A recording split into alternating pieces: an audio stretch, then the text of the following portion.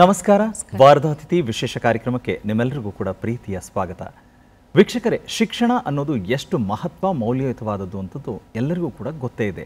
ಇಷ್ಟಾದರೂ ಕೂಡ ತುಂಬ ಕಡೆಗಳಲ್ಲಿ ನಾವು ಇವತ್ತು ಕೇಳ್ತಾ ಇದ್ದೀವಿ, ಅಕ್ಷರಸ್ಥರು ಕಡಿಮೆ ಇದ್ದಾರೆ ಅಥವಾ ಇನ್ನೂ ವಿದ್ಯಾವಂತರಾಗಿಲ್ಲ ಅಥವಾ ಶಿಕ್ಷಣದಿಂದ ವಂಚಿತರಾಗಿದ್ದಾರೆ ಅಂತ. ಇವತ್ತು ನಮ್ಮೊಟ್ಟಿಗಿರುವಂಥ ಅತಿಥಿಯ ಕುಟುಂಬದ ಹಿನ್ನೆಲೆಯಲ್ಲಿ ವಿದ್ಯಾವಂತರು ಅವರ ತಂದೆ ತಾಯಿ ಇರಲಿಲ್ಲ. ಇಷ್ಟಾದರೂ ಕೂಡ ಮಗನ ಓದಿಗೆ ಪೂರಕವಾಗಿ ನಿಂತದ್ದಿದೆಯಲ್ಲ ಕುಟುಂಬ ನೀಡಿದಂಥ ಶಕ್ತಿ. ಹಾಗಾಗಿ ವಿದ್ಯಾರ್ಜನೆ, ವಿದ್ಯಾಕ್ಷೇತ್ರ ಒಂದು ಬದಲಾವಣೆ ತರುವ ನಿಟ್ಟಿನಲ್ಲಿ ಇವತ್ತಿನ ಅತಿಥಿ ಮಾಡಿದಂಥ ಕೆಲಸ ಅಪೂರ್ವವಾದದ್ದು. ಆ ಅತಿಥಿಯ ಯಶೋಗಾಥೆಯನ್ನು ಗಮನಿಸಿದಾಗ ಬರೀ ಓದದ್ದ ಅಥವಾ ಕೆಲಸಕ್ಕೆ ಸೇರಿದ್ದ ಇಲ್ಲ ರೀ, ಅದರೊಟ್ಟಿಗೆ ಸಂಶೋಧನಾತ್ಮಕ ವಿಚಾರಗಳನ್ನು ತಿಳ್ಕೊಂಡು ಆರೋಗ್ಯಕರವಾದಂಥ ಸಮಾಜವನ್ನು ನಿರ್ಮಾಣ ಮಾಡೋದಕ್ಕೆ ನನ್ನ ಕೊಡುಗೆ ಏನಿದೆ ಅಂತ, ಅವ್ರು ಮಾಡಲಿ ಇವ್ರು ಮಾಡಲಿ ಅಂತ ಅಲ್ಲ, ಆದರೆ ನಾನೇನು ಮಾಡೋಕ್ಕೆ ಸಾಧ್ಯ ಇದೆ ಅಂತುವಂಥ ಹಲವು ನಿಲುವುಗಳ ಜೊತೆಗೆ ಶೈಕ್ಷಣಿಕ ಕ್ರಾಂತಿಯ ಜೊತೆಗೆ ಸಂಶೋಧನಾತ್ಮಕ ವಿಚಾರಗಳನ್ನು ಹೇಳಿ ಬದಲಾವಣೆಯನ್ನು ತಂದದ್ದು. ಶಿಕ್ಷಣ ಮತ್ತು ಸಂಶೋಧನಾ ಕ್ಷೇತ್ರದಲ್ಲಿ ಇವರು ಸಲ್ಲಿಸಿದಂತಹ ಕೊಡುಗೆ ಇದೆಯಲ್ಲ ಅಪಾರವಾದದ್ದು. ಇವರ ವೃತ್ತಿಪರತೆ, ಬದ್ಧತೆ ಅನುಸರಣೀಯ. ಅಷ್ಟೇ ಅಲ್ಲ, ಇವತ್ತು ನಾವು ಮಾತಾಡ್ತೀವಿ ಕ್ಯಾನ್ಸರ್ ಬಗ್ಗೆ, ನಿರಾತಂಕವಾಗಿ ಮಾತಾಡ್ತೀವಿ. ಕ್ಯಾನ್ಸರ್ ಅನ್ನೋದು ಮೊದಲಿನಂತೆ ಮಾರಣಾಂತಿಕ ಕಾಯಿಲೆ ಅಲ್ಲ ಅನ್ನುವಂಥದ್ದು. ಹೀಗಾಗಿ ಇಂತಹ ಎಷ್ಟೋ ಸಾಧಕರ ಶ್ರಮದಿಂದಲೇ ಇವತ್ತು ಕ್ಯಾನ್ಸರ್ಗೆ ಎಲ್ಲ ರೀತಿಯ ಚಿಕಿತ್ಸೆ ಇದೆ. ಚಿಕಿತ್ಸೆಯನ್ನು ತೆಗೆದುಕೊಂಡು ಸಹಜವಾದ ಬದುಕಿಗೆ ಮರಳಬಹುದು ಅನ್ನುವಂಥದ್ದು. ಹಾಗೆ ಇವರು ಶಿಕ್ಷಣ ಕ್ಷೇತ್ರದಲ್ಲಿ ಅಂದರೆ ರಸಾಯನ ಶಾಸ್ತ್ರದಲ್ಲಿ ಸುದೀರ್ಘ ಕಾಲದ ಅನುಭವದ ಜೊತೆಗೆ ಜ್ಞಾನವನ್ನು ಹಂಚಿದಾಗಲೇ ಹೆಚ್ಚಾಗುತ್ತೆ ಅನ್ನುವಂಥ ನಂಬಿಕೆ ಇದೆಯಲ್ಲ, ಅದರ ಜೊತೆಗೆ ಆಡಳಿತಾತ್ಮಕ ಸಂಘಟನಾತ್ಮಕ ಗುಣ ಹೊಂದಿರೋದ್ರಿಂದ ತಾವೇ ಒಂದು ಶಿಕ್ಷಣ ಸಂಸ್ಥೆಯನ್ನು ಸ್ಥಾಪಿಸಿ ಮುಂಬರುವಂಥ ಭವಿಷ್ಯದ ಸಾಕಷ್ಟು ವೈದ್ಯರು, ಇಂಜಿನಿಯರ್ಗಳನ್ನು ರೂಪಿಸುವಲ್ಲಿ ತಮ್ಮದೇ ಆದ ಕೊಡುಗೆಯನ್ನು ನೀಡುತ್ತಾ ಬಂದಿದ್ದಾರೆ, ಶ್ರಮ ವಹಿಸುತ್ತಾ ಬಂದಿದ್ದಾರೆ. ಇವತ್ತು ಬಹುಶಃ ಶಿಕ್ಷಣ ಕ್ಷೇತ್ರದ ಸಾಕಷ್ಟು ಕ್ರಾಂತಿಕಾರಿ ವಿಷಯಗಳನ್ನು ಇವತ್ತಿನ ನಮ್ಮ ಸಂಚಿಕೆಯಲ್ಲಿ ತಿಳಿದುಕೊಳ್ಳುವಂತಹ ಸಮಯ. ಹಾಗಾದರೆ ಆ ಶಿಕ್ಷಣ ತಜ್ಞರು, ಶಿಕ್ಷಕರು ಯಾರು, ಅವರ ಒಂದು ಕಿರು ಪರಿಚಯವನ್ನು ನೋಡ್ಕೊಂಡು ಬರೋಣ ಬನ್ನಿ.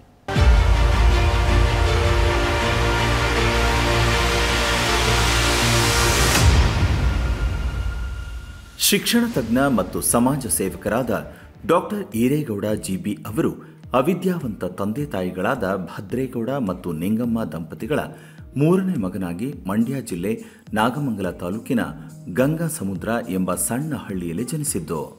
ಪರಮ ಪೂಜ್ಯರಾದ ಶ್ರೀ ಶ್ರೀ ಶ್ರೀ ಬಾಲಗಂಗಾಧರನಾಥ ಮಹಾಸ್ವಾಮಿಗಳ ಆಶೀರ್ವಾದದೊಂದಿಗೆ ಆದಿಚುಂಚನಗಿರಿ ಮಠ ಸೇರಿ 15 ವರ್ಷಗಳ ಕಾಲ ಸ್ವಾಮೀಜಿಯವರ ಆಶ್ರಯದಲ್ಲಿದ್ದು ಪಿಯುಸಿ ಮತ್ತು ಪದವಿ ಸ್ನಾತಕೋತ್ತರ ಪದವಿಯನ್ನು ಅತ್ಯುನ್ನತ ಶ್ರೇಣಿಯಲ್ಲಿ ಪೂರೈಸಿ ಭಾರತ ಸರ್ಕಾರ ನಡೆಸುವ ಯುಜಿಸಿ ಪರೀಕ್ಷೆಯಲ್ಲಿ ಉತ್ತೀರ್ಣರಾಗಿ ಕೇಂದ್ರ ಸರ್ಕಾರದ ಅನುದಾನದೊಂದಿಗೆ ಪಿಎಚ್ಡಿ ಪದವಿಯನ್ನು ಪೂರೈಸಿದರು.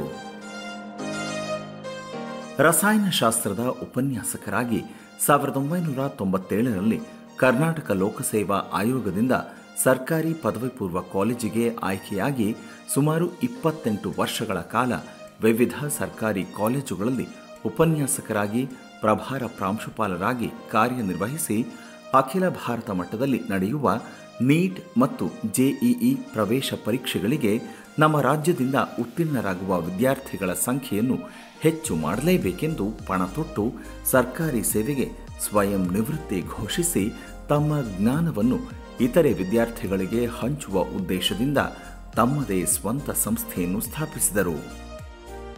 ಅಲ್ಲದೆ ಉಪನ್ಯಾಸಕರಾಗಿರುವಾಗಲೇ ರಸಾಯನಶಾಸ್ತ್ರದಲ್ಲಿ ಹಲವಾರು ಪುಸ್ತಕಗಳನ್ನು ಬರೆದು ಪ್ರಕಟಿಸಿದ್ದರು. ಈರೇಗೌಡರ ಶೈಕ್ಷಣಿಕ ಸೇವೆಯನ್ನು ಪರಿಗಣಿಸಿ 2016ರಲ್ಲಿ ರಾಜ್ಯ ಮಟ್ಟದ ಉತ್ತಮ ಉಪನ್ಯಾಸಕ ಪ್ರಶಸ್ತಿಯನ್ನು ನೀಡಿ ಗೌರವಿಸಲಾಗಿದೆ. ಜೊತೆಗೆ ಆರ್ಯಭಟ ಅಂತಾರಾಷ್ಟ್ರೀಯ ಪ್ರಶಸ್ತಿ, ಸಂಗಮರತ್ನ ಪ್ರಶಸ್ತಿ, ಸಿದ್ಧಗಂಗಾ ಶ್ರೀ ಪ್ರಶಸ್ತಿ, doctor Abdul Kalam life time achievement ಪ್ರಶಸ್ತಿ, ವಿಜಯ ಕರ್ನಾಟಕ ಮತ್ತು ಬೆಂಗಳೂರು ಮಿರರ್ ಪತ್ರಿಕೆಗಳ ವತಿಯಿಂದ ವಿಕೆ ಮತ್ತು ಬಿಎಂ ಎಜುಕೇಷನ್ ಎಕ್ಸಲೆನ್ಸ್ ಪ್ರಶಸ್ತಿಯನ್ನು ಕೇಂದ್ರ ಸಚಿವರಾದ ಪ್ರಹ್ಲಾದ್ ಜೋಶಿಯವರು ನೀಡಿ ಗೌರವಿಸಿದ್ದಾರೆ. ಈರೇಗೌಡರ ಸಾಧನೆ ಹೀಗೆ ಮುಂದುವರಿಯಲಿ ಎಂಬುದು ನಮ್ಮ ಆಶಯ.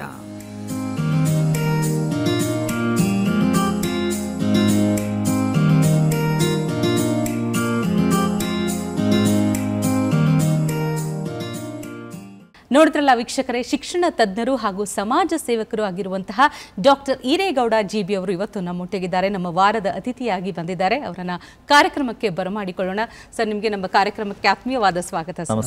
ನಮಸ್ತೆ ಸರ್. ಸರ್, ಮೊದಲಿಗೆ ತಮ್ಮ ಹೆಸರು ಕೇಳಿದಾಗ ತಮ್ಮ ಇಡೀ ಸಂಶೋಧನಾ ಒಂದು ಅನುಭವ ಜೊತೆಗೆ ರಸಾಯನಶಾಸ್ತ್ರದಲ್ಲಿ ಇಷ್ಟು ಸುದೀರ್ಘ ಕಾಲಗಳ ಒಂದು ಶಿಕ್ಷಣ ಕ್ಷೇತ್ರದಲ್ಲಿ ಅನುಭವವನ್ನು ನೋಡಿದಾಗ, ನಿಮ್ಮ ಹೆಸರನ್ನ ಕೇಳಿದಾಗ ಈರೇಗೌಡ ಜಿಬಿ ಅನ್ನೋಂಥದ್ದು ಎಷ್ಟು ಗಿಗಾಬೈಟ್ ಮೆಮರಿಯನ್ನು ಇಟ್ಕೊಂಡಿದ್ದೀರಿ, ಜ್ಞಾಪಕ ಶಕ್ತಿ ಅನ್ನೋದು ಇದರಲ್ಲಿ ಎಷ್ಟು ಮುಖ್ಯ ಆಗುತ್ತೆ ಹೇಳಿ ಸರ್.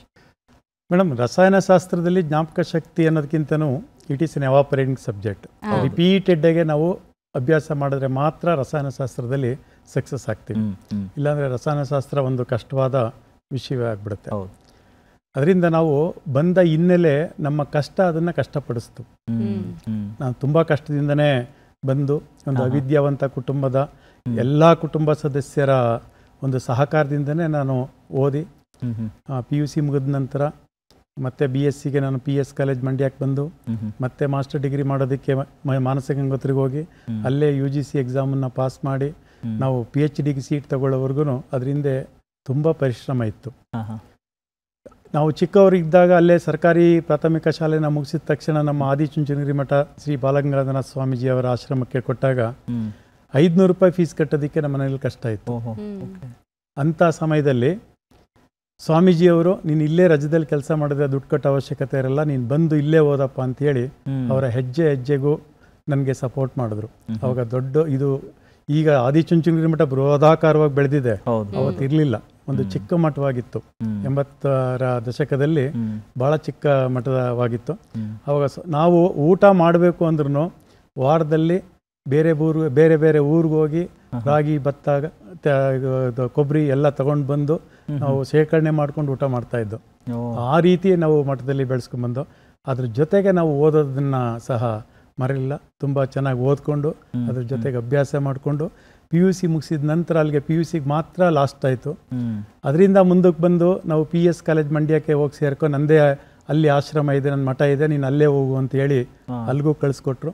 ಅಲ್ಲಿ ನಾವು BScನಲ್ಲಿ ಒಳ್ಳೆಯ ಅಂಕನ ಗಳಿಸಿ ಆಮೇಲೆ MScಗೆ ನಾನು ಮೈಸೂರು ವಿಶ್ವವಿದ್ಯಾನಿಲಯಕ್ಕೆ ಜಾಯ್ನ್ ಆದೆ. ಕೆಮಿಸ್ಟ್ರಿನಲ್ಲಿ ನಾನೇ ಒಳ್ಳೆ ಮಾರ್ಕ್ಸ್ನ ತೆಗೆದು ಫ್ರೀಯಾಗಿ ಸೀಟ್ ಸಿಕ್ತು. ಅವಾಗೆಲ್ಲ ದುಡ್ಡು ಕಟ್ಟಿ ಸೀಟ್ ತಗೊಳ್ಳೋ ಅವಕಾಶಗಳು ಇರಲಿಲ್ಲ. ಯಾರು ಟಾಪರ್ಸ್ ಇರ್ತಾರೆ ಅವ್ರಿಗೆ ಮಾತ್ರ ಸೀಟ್ ಸಿಗ್ತಾ ಇತ್ತು. ನನಗೂ ಅದೃಷ್ಟವಶಾತ್ ಸೀಟ್ ಸಿಕ್ತು. ಒಳ್ಳೆ ಡಿಸ್ಟಿಂಕ್ಷನ್ನಲ್ಲಿ ಮಾಸ್ಟರ್ ಡಿಗ್ರಿನ ಪಾಸ್ ಮಾಡಿದೆ. ಅದ್ರ ಜೊತೆಗೆ ಭಾರತ ಸರ್ಕಾರ ನಡೆಸ್ತಕ್ಕಂಥ UGC ಎಕ್ಸಾಮ್ ತಗೊಂಡು ಆ ಕಾಲದಲ್ಲೇ 2950 ರೂಪಾಯಿ ನನಗೆ ತಿಂಗಳಿಗೆ ಸ್ಕಾಲರ್ಶಿಪ್ ಕೊಟ್ಟರು. 94ನೇ ಇಸ್ವಿನಲ್ಲಿ. ಅವಾಗ ಒಬ್ಬರು ಲೆಕ್ಚರರ್ಗೆ ಸಂಬಳ ಬರ್ತಾ ಇದ್ದಿದ್ದು 1,500,000. ರಿಸರ್ಚ್ ಮಾಡೋದಕ್ಕೆ ನನಗೆ 2950 ರೂಪಾಯಿ ಸ್ಕಾಲರ್ಶಿಪ್ನ ಕೊಟ್ಟರು. ಒಳ್ಳೆ ಅಂತಾರಾಷ್ಟ್ರೀಯ ಮಟ್ಟದಲ್ಲಿ ಹೆಸರು ಮಾಡಿರ್ತಕ್ಕಂಥ ಗೈಡ್ ಸಿಕ್ಕಿದ್ರು ಪ್ರೊಫೆಸರ್ KN ತಿಮ್ಮಯ್ಯ ಅಂತ ಅಂದ್ಬಿಟ್ಟು. Professor KS Rangappa, KS Thimmaiah ಅವರ ಮಾರ್ಗದರ್ಶನದಲ್ಲಿ PhDನೂ ಮಾಡಿದೆ. ಮಾಡಿ ಅಲ್ಲಿಂದ ಇಂಟರ್ನ್ಯಾಷನಲಿ ಕ್ಯಾನ್ಸರ್ ಬಗ್ಗೆ ನಾವು ಹೊಸ ಸಂಶೋಧನೆ ಮಾಡ್ತಾಯಿದ್ರು. ಅವರ ಪ್ರಾಜೆಕ್ಟ್ಗೆ ನಾನು ಜಾಯ್ನ್ ಆದೆ. ಅಲ್ಲಿ ಹೊಸ ಸಂಶೋಧನೆ ಸ್ಟಾರ್ಟ್ ಮಾಡಿದಾಗ ತುಂಬಾ ಕಷ್ಟ ಆಯಿತು. ಪ್ರತಿ ದಿವಸ 18 ಗಂಟೆ ಕೆಲಸ ಮಾಡ್ತಾ ಇದ್ದೆ. ಪ್ರತಿ ದಿವಸ 18 ಗಂಟೆ, ಬೆಳಗ್ಗೆ 8 ಗಂಟೆಗೆ ಬಂದರೆ ರಾತ್ರಿ 12 ಗಂಟೆಗೆ ಮನೆಗೆ ಹೋಗ್ತಾ ಇದ್ದೆ. ಜಸ್ಟ್ 5 ನಿಮಿಷದಲ್ಲಿ ಊಟ ಮಾಡ್ಕೊಂಡು ಬರೋವು. ಪ್ರೊಫೆಸರ್ನೂ ಸಹ 18 ಗಂಟೆ ಕೆಲಸ ಮಾಡ್ತಾಯಿದ್ರು. ಅವರು 6 ತಿಂಗಳು ಅಮೆರಿಕಾದಲ್ಲಿರೋರು, 6 ತಿಂಗಳು ಇಂಡಿಯಾದಲ್ಲಿರೋರು, ಮೈಸೂರು ಯೂನಿವರ್ಸಿಟಿ ಪ್ರೊಫೆಸರು. ಅವರು ಸಹ ಹಾಗೆ ಕೆಲಸ ಮಾಡ್ತಾಯಿದ್ರು. ಅವರ ವರ್ಕು ನನ್ನ ಜೀವನದಲ್ಲಿ ಸಾಧಿಸೋದಕ್ಕೆ ಅವರು ನೀಡಿದಂಥ ಮಾರ್ಗದರ್ಶನ ನನಗೆ ರಾತ್ರಿ 12 ಗಂಟೆ ಬಂದು ಹೊಡೆದಿರೋದು ಉಂಟು. ಆ ರೀತಿ ನನಗೆ ವಿದ್ಯೆನ ಕಲಿಸ್ಕೊಟ್ರು ಪ್ರೊಫೆಸರ್ KN ತಿಮ್ಮಯ್ಯ. ಸಂಶೋಧನಾ ಕ್ಷೇತ್ರದ ಅನುಭವವನ್ನು ಮೆಲುಕು ಹಾಕೋದಕ್ಕೂ ಮೊದಲು ಸ್ವಲ್ಪ ನಮಗೆ ಹಿಂದಕ್ಕೆ ಕರ್ಕೊಂಡು ಹೋಗಬೇಕು ಸರ್. ಯಾಕಂದರೆ ಮನೆಯಲ್ಲಿ ತಂದೆ ತಾಯಿ ವಿದ್ಯಾವಂತರಲ್ಲ ಅನ್ನುವಂಥದ್ದು, ಆದರೆ ತಮಗೆ ಶಿಕ್ಷಣದ ಪ್ರಾಮುಖ್ಯತೆ ಅರಿವಿತ್ತು. ಅಂದರೆ ಬಡತನ ಆಗಿರಬಹುದು, ಕುಟುಂಬದ ವಾತಾವರಣ, ತಾವು ಕಲಿಬೇಕಾದ್ರೆ ಏನೆಲ್ಲ ಕಷ್ಟಗಳನ್ನು ಎದುರಿಸಿದ್ರೆ ಅದ್ರ ಬಗ್ಗೆ ಹೇಳಬೇಕು ಸರ್. ಮೇಡಮ್, ಕಲಿಬೇಕಾದ್ರೆ ತುಂಬಾ ಕಷ್ಟಪಟ್ಟಿದ್ದೀವಿ.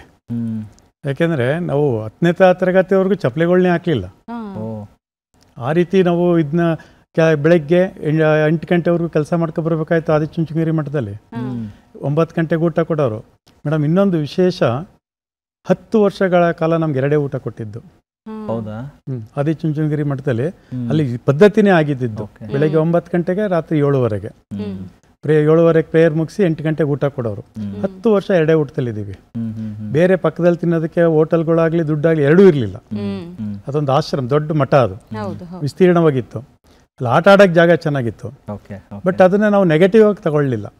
ತುಂಬಾ ನಾವು ಸ್ವಾಮೀಜಿಯವರ ಮಾರ್ಗದರ್ಶನ ಇತ್ತು.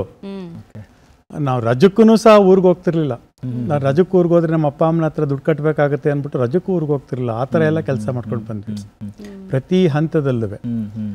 ಸೊ ಆಮೇಲೆ ಹಾಗೇನೆ ನಾವು ಓದ್ಕೊಂಡು ಬಂದಾಗ ಆದಿಚುಂಚನಗಿರಿ ಸ್ವಾಮೀಜಿಯವರು ಎಂದೂ ಕೈ ಬಿಡಲಿಲ್ಲ ನಮ್ಮನ್ನು.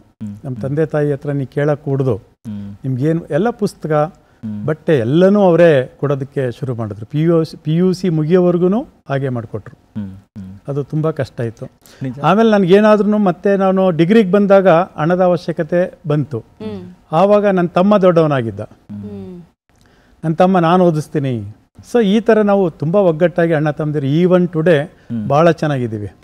ಮಠದ ಪ್ರಾಮುಖ್ಯತೆ ಹೇಳ್ತಾ ಇದ್ರಿ ಸರ್. ಇವತ್ತು ಹೌದು, ಇಡೀ ಕರ್ನಾಟಕದಲ್ಲಿ ನಾವು ನೋಡಿದಾಗ ನಾವು ಹೆಮ್ಮೆ ಪಡ್ತೀವಿ ಸರ್. ಅಂದರೆ ಎಲ್ಲ ಮಠಗಳು ಜವಾಬ್ದಾರಿಯಿಂದ ಶಿಕ್ಷಣಕ್ಕೋಸ್ಕರ ಆದ್ಯತೆ ಕೊಟ್ಟು ಮಾಡಿದ್ದು. ಅದರಲ್ಲಿ ನಮ್ಮ ಆದಿಚುಂಚನಗಿರಿ ಮಠ ಕೂಡ ಅಷ್ಟೇ ದೊಡ್ಡ ಹೆಗ್ಗಳಿಕೆಯ ಹೆಸರು ಸರ್. ಆಮೇಲೆ ಸರ್, ಈಗ ಕೆಮಿಸ್ಟ್ರಿ ನೀವು ತಗೊಳ್ಳೋದಕ್ಕೆ ಅದರ ಹಿನ್ನೆಲೆ ಏನಾದರೂ ಇತ್ತಾ ಸರ್? ಯಾಕಂದರೆ ನಾವು ನೋಡಿ ಸರ್, 1-2 ವಿಷಯ ಇದೆ ಇಲ್ಲಿ. ಹಳ್ಳಿಯ ಗ್ರಾಮೀಣ ಭಾಗದ ಹಿನ್ನೆಲೆಯಲ್ಲಿ ಬಂದವರಿಗೆ ಇಂಗ್ಲೀಷ್ ಅಂತ ಹೇಳಿದಾಗ ಕಬ್ಬಿಣದ ಕಡಲೆ, ನಿಮಗೇನಂದರೆ ಕೆಮಿಸ್ಟ್ರಿ ಅಂತ ಹೇಳಿದಾಗ ಒಂದು ಕಡೆ ಫಾರ್ಮುಲಾಗಳ ಜೊತೆಗೆ ಪ್ರಾಕ್ಟಿಕಲ್ಸ್ ಮಾಡಬೇಕು, ಅದ್ರ ಜೊತೆಗೆ ನೆನಪಿಟ್ಕೊಳ್ಳೋದ್ರ ಜೊತೆಗೆ ಆ್ಯಂಡ್ ಇಂಗ್ಲೀಷ್ ಮೇಜರ್ ಆಗಿ ಇದೆಲ್ಲ ಅಂದಾಗ ಇದನ್ನು ಓವರ್ ರೂಲ್ ಮಾಡಬೇಕಲ್ಲ ಸರ್. ಅದು ಹೆಂಗೆ ನೀವು ಓವರ್ ರೂಲ್ ಮಾಡಿ? ಕೆಮಿಸ್ಟ್ರಿ ನಾನು ಏನಕ್ಕೆ ತಗೊಂಡೆ ಅಂತ ಹೇಳಿದ್ರೆ, ಎಲ್ಲ ಸಬ್ಜೆಕ್ಟ್ಗಿಂತ ಕೆಮಿಸ್ಟ್ರಿನಲ್ಲಿ ಕಡಿಮೆ ಬಂತು. ಹೌದಾ? ಹಾಂ ಹಾಂ. ಅವೆಲ್ಲ ಫಸ್ಟ್ ಕ್ಲಾಸ್ ಬಂದರೆ ಇದು ಕೇವಲ 35% ಬಂತು. ಆಮೇಲೆ ಕೆಮಿಸ್ಟ್ರಿ ಲೆಕ್ಚರರ್ಗೂ ನಮಗೂ ಒಂದು ಸ್ವಲ್ಪ ಅವಾಗ ಗಲಾಟೆ ಮಾಡ್ಕೋತಾ ಇದ್ವಿ. ಸ್ವಲ್ಪ ಕೆಮಿಸ್ಟ್ರಿ ಇರ್ಲಿಲ್ಲ. ಅವ್ರು ತುಂಬಾ ಒಳ್ಳೆಯವರು. ಆಮೇಲೆ ನಮಗ್ ಬುದ್ಧಿ ಇರ್ಲಿಲ್ಲ. ಅವರು ಏನಕ್ಕೆ ನಮ್ಗೆ ಜೀವನದಲ್ಲಿ ಹೇಳ್ತಾರೆ ಅನ್ನೋದು ನಮ್ಗೆ ತಿಳ್ಕೊಳ್ಳೋ ಒಂದು ಇದು ಅವಾಗ ಇರ್ಲಿಲ್ಲ. ಆಮೇಲೆ ಮತ್ತೆ ಕೆಮಿಸ್ಟ್ರಿಲಿ ತುಂಬಾ ಕಡಿಮೆ ಬಂದಾಗ, ನೋಡೋ ನಿನ್ಗೆ ಬುದ್ಧಿವಂತೆ ಇದೆ, ನನ್ನ ಮೇಲೆ ನೀನು ಯಾರೋ ಗುಂಪು ಕಟ್ಕೊಂಡು ಬಂದ್ರೆ ಈ ಥರ ಆಗಲ್ಲಪ್ಪ, ತುಂಬಾ ಬುದ್ಧಿವಂತೆ ಇದೆಯಾ, ನನ್ನ ಮೇಲೆ ಗೌರವ ಇದ್ರೆ ನೀನು ಕೆಮಿಸ್ಟ್ರಿಲೇ ಸಾಧಿಸು ಅಂತ ಹೇಳ್ಕೊಟ್ರು. ಸೊ ಆಮೇಲೆ ನನಗೆ ಅವರು ಹೇಳಿದ ರೀತಿ ಅವಾಗಲೇ ನನಗೆ ಒಂದು 18 ವರ್ಷ ಕ್ರಾಸ್ ಆಯಿತು. ಆಮೇಲೆ ಅದಕ್ಕೆ ಸರ್ ಯಾಕೆ ಹಿಂಗೆ ಹೇಳಿದ್ರಲ್ಲ, ನಾವು ಮಾಡಿದ್ದೆಲ್ಲ ತಪ್ಪಲ್ವಾ, ಹುಡುಗಾಟದಲ್ಲಿ ಲೆಕ್ಚರರ್ನ ರೇಗಿಸಿದ ತಪ್ಪಲ್ವಾ ಅಂತ ಅಂದ್ಬಿಟ್ಟು ನಾನು ತಿಳ್ಕೊಂಡೆ. ಕೊನೆಗೆ ಆ ಕೆಮಿಸ್ಟ್ರಿನಲ್ಲಿ ನಂದು ಡಿಸ್ಟ್ರಿಕ್ಟಲ್ಲಿ ಹೈಯೆಸ್ಟ್ ಮಾರ್ಕ್ಸ್ ಬಂತು, BSc ನಲ್ಲಿ. ಆವಾಗ ನನಗೆ ಖುಷಿ ಆಯಿತು. ಸರ್ಗೆ ಹೇಳಿದ್ದು ಇನ್ನು ಮುಂದಿದ್ದು ನೋಡಿ, ಅದೇ ಕೆಮಿಸ್ಟ್ರಿನಲ್ಲಿ ನಾನು ಮಾಸ್ಟರ್ ಡಿಗ್ರಿನಲ್ಲಿ ಡಿಸ್ಟಿಂಕ್ಷನ್ ತೊಗೊಂಡು ಅದೇ ಕೆಮಿಸ್ಟ್ರಿ PhD ಮಾಡಿ ಅದೇ ನಮ್ಮ ಲೆಕ್ಚರರ್ಗೆ ಜೊತೆಗೆ ಬಂದು ನಾನು ಲೆಕ್ಚರರ್ ಆದೆ. ಇನ್ ಫ್ಯೂಚರಲ್ಲಿ ಇನ್ನೂ ಒಂದೇನಾಯಿತು ಅಂದರೆ, ನಾನು ಡಿಪಾರ್ಟ್ಮೆಂಟಲ್ಲಿ ಮಾಸ್ಟರ್ ಟ್ರೈನರ್ ಆಗಿ ಎಲ್ಲ ಉಪನ್ಯಾಸಕರಿಗೆ ಟ್ರೈನಿಂಗ್ ಕೊಡಕ್ಕೆ ಹೋದಾಗ ನಾನು ಅವ್ರಿಗೆ ಲೆಕ್ಚರರ್ ಆದೆ. ಅವರು ಬಂದು ನನ್ನ ಕ್ಲಾಸಲ್ಲಿ ಕೂತ್ಕೊಂಡು, ಇದು ಎಷ್ಟು ಜನಕ್ಕೆ ಸಿಗತ್ತೆ ಸರ್ ಈ ಥರದ್ದೆಲ್ಲ. ಬಟ್ ನಾನು ಅಲ್ಲಿ ಲೆಕ್ಚರ್ ಕೊಡಕ್ಕೆ ಹೋದಾಗ ಅವ್ರಿಗೆ ಕಾಲ್ಗೆ ನಮಸ್ಕಾರ ಮಾಡ್ಕೊಂಡು ಅಲ್ಲೇ ಹೋಗಿ ನಾನು ಇವ್ರ ಸ್ಟೂಡೆಂಟು ಅಂತ ಹೇಳಿ ನನ್ಗೆ ಕ್ಲಾಸ್ ಮಾಡಿದಿಲ್ಲ ವಿವೇಕಾನಂದ ಕಾಲೇಜಲ್ಲಿ ಕ್ಲಾಸ್ ಕೊಡುವಾಗ. ಮೀರಿಸಿದ ಶಿಷ್ಯ ಆ ರೀತಿ ಮೇಡಮ್. ಅವರೇ ಒಂದ್ ರೀತಿ ನನಗೆ ಇನ್ಸ್ಪಿರೇಷನ್ ಕೆಮಿಸ್ಟ್ರಿ ಮಾಡೋದಕ್ಕೆ. ಯಾಕೆಂದ್ರೆ ಕೆಮಿಸ್ಟ್ರಿನಲ್ಲಿ ಆ ಇನ್ಸಿಡೆಂಟ್ ನಡೀಲಿಲ್ಲ ಅಂದಿದ್ರೆ ನನ್ಗೆ ಇನ್ನೂ ಏನೋ ಮಾಮೂಲಿ ನಾನು ಡಿಗ್ರಿ ಮಾಡ್ತಾ ಇದ್ನೇನೋ. ಆಮೇಲೆ ಆ ಕೆಮಿಸ್ಟ್ರಿ ಕಲಿತಾ ಹೋದಂಗೆ ಏನಾಗ್ತದೆ ಅಂದರೆ, ತುಂಬ ಅದನ್ನು ಓದಬೇಕು ಅನಿಸುತ್ತೆ, ರಾತ್ರಿ ಎಲ್ಲ ಓದಬೇಕು ಅಂತ. ಈವನ್ ಟುಡೇ ನಾನು ಕೆಮಿಸ್ಟ್ರಿ 2 hours 3 hours ಕೆಮಿಸ್ಟ್ರಿ ಓದಲಿಲ್ಲ ಅಂದರೆ ನನಗೆ ನಿದ್ರೆ ಬರಲ್ಲ. ಈ ರೀತಿ ಅದು ಕೆಮಿಸ್ಟ್ರಿನ ಅಟ್ಯಾಚ್ ಆಗಿದೆ ಸರ್. ಇದೊಂಥರ ರಸಾಯನಶಾಸ್ತ್ರದಲ್ಲಿ ಫಾರ್ಮುಲಾ ಅನ್ನೋದು ಮುಖ್ಯ ಪಾತ್ರ ವಹಿಸುತ್ತೆ.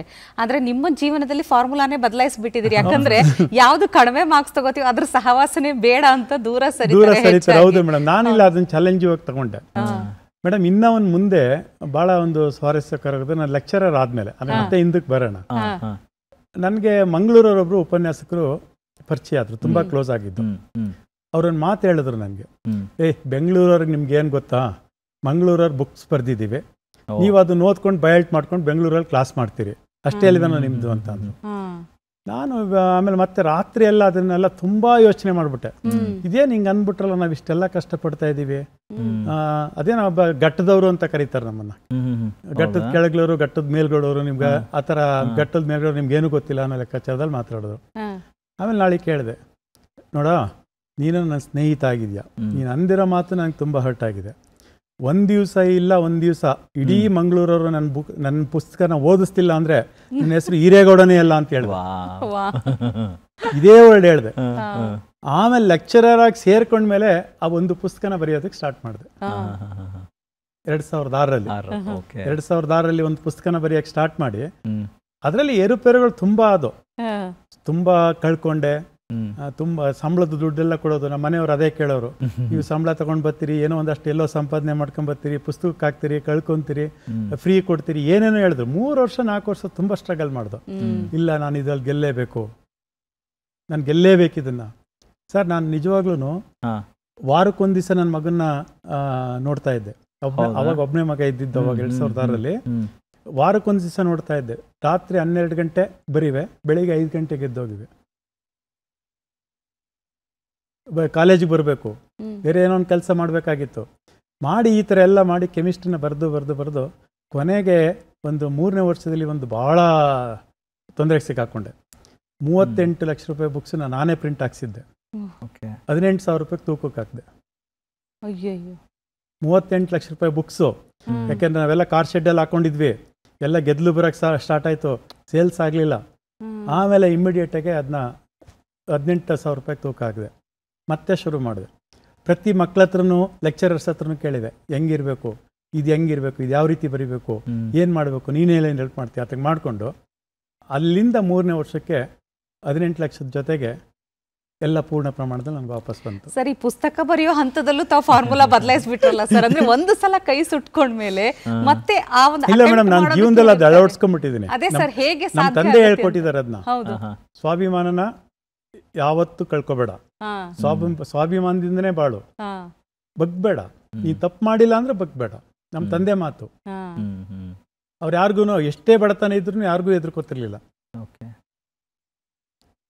ಅದನ್ನ ನಾನು ಅಳವಡಿಸ್ಕೊಂಡಿದ್ದೀನಿ. ಬಟ್ ಅದ್ರ ಮಧ್ಯದಲ್ಲಿ ಎಲ್ಲದಕ್ಕೂ ಕೋಆಪರೇಷನ್ ನನ್ನ ವೈಫು.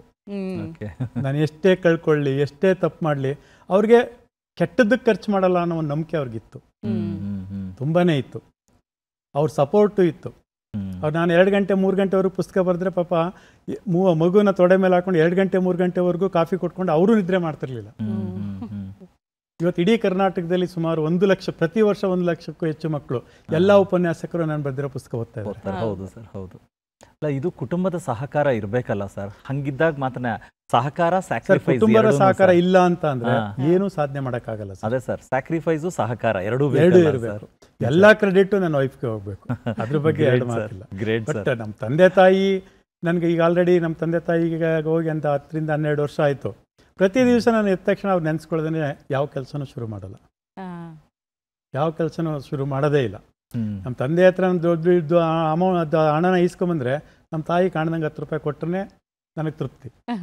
ನನ್ಗೆ 10 ರೂಪಾಯಿಗೆ ನಾನು ಕಾಣ್ದಂಗೆ ಕೊಡೋರು. ಆಗ 10 ರೂಪಾಯಿ ದೊಡ್ಡದು, ಇವಾಗ ಅದು 1000 ರೂಪಾಯಿಗೆ ಈಕ್ವಲ್ ಅದು. ಸೊ ಈ ಥರನೇ ಎಲ್ಲರೂ ಸಹಕಾರ ಮಾಡ್ಕೊಬಂದ್ರು. ಅದ್ರಲ್ಲಿ ನನ್ನ ಅಣ್ಣ ತಮ್ಮದಿರಂತೂ ತುಂಬಾನೇ ಸಹಕಾರ ಮಾಡ್ಕೊಬಂದ್ರು.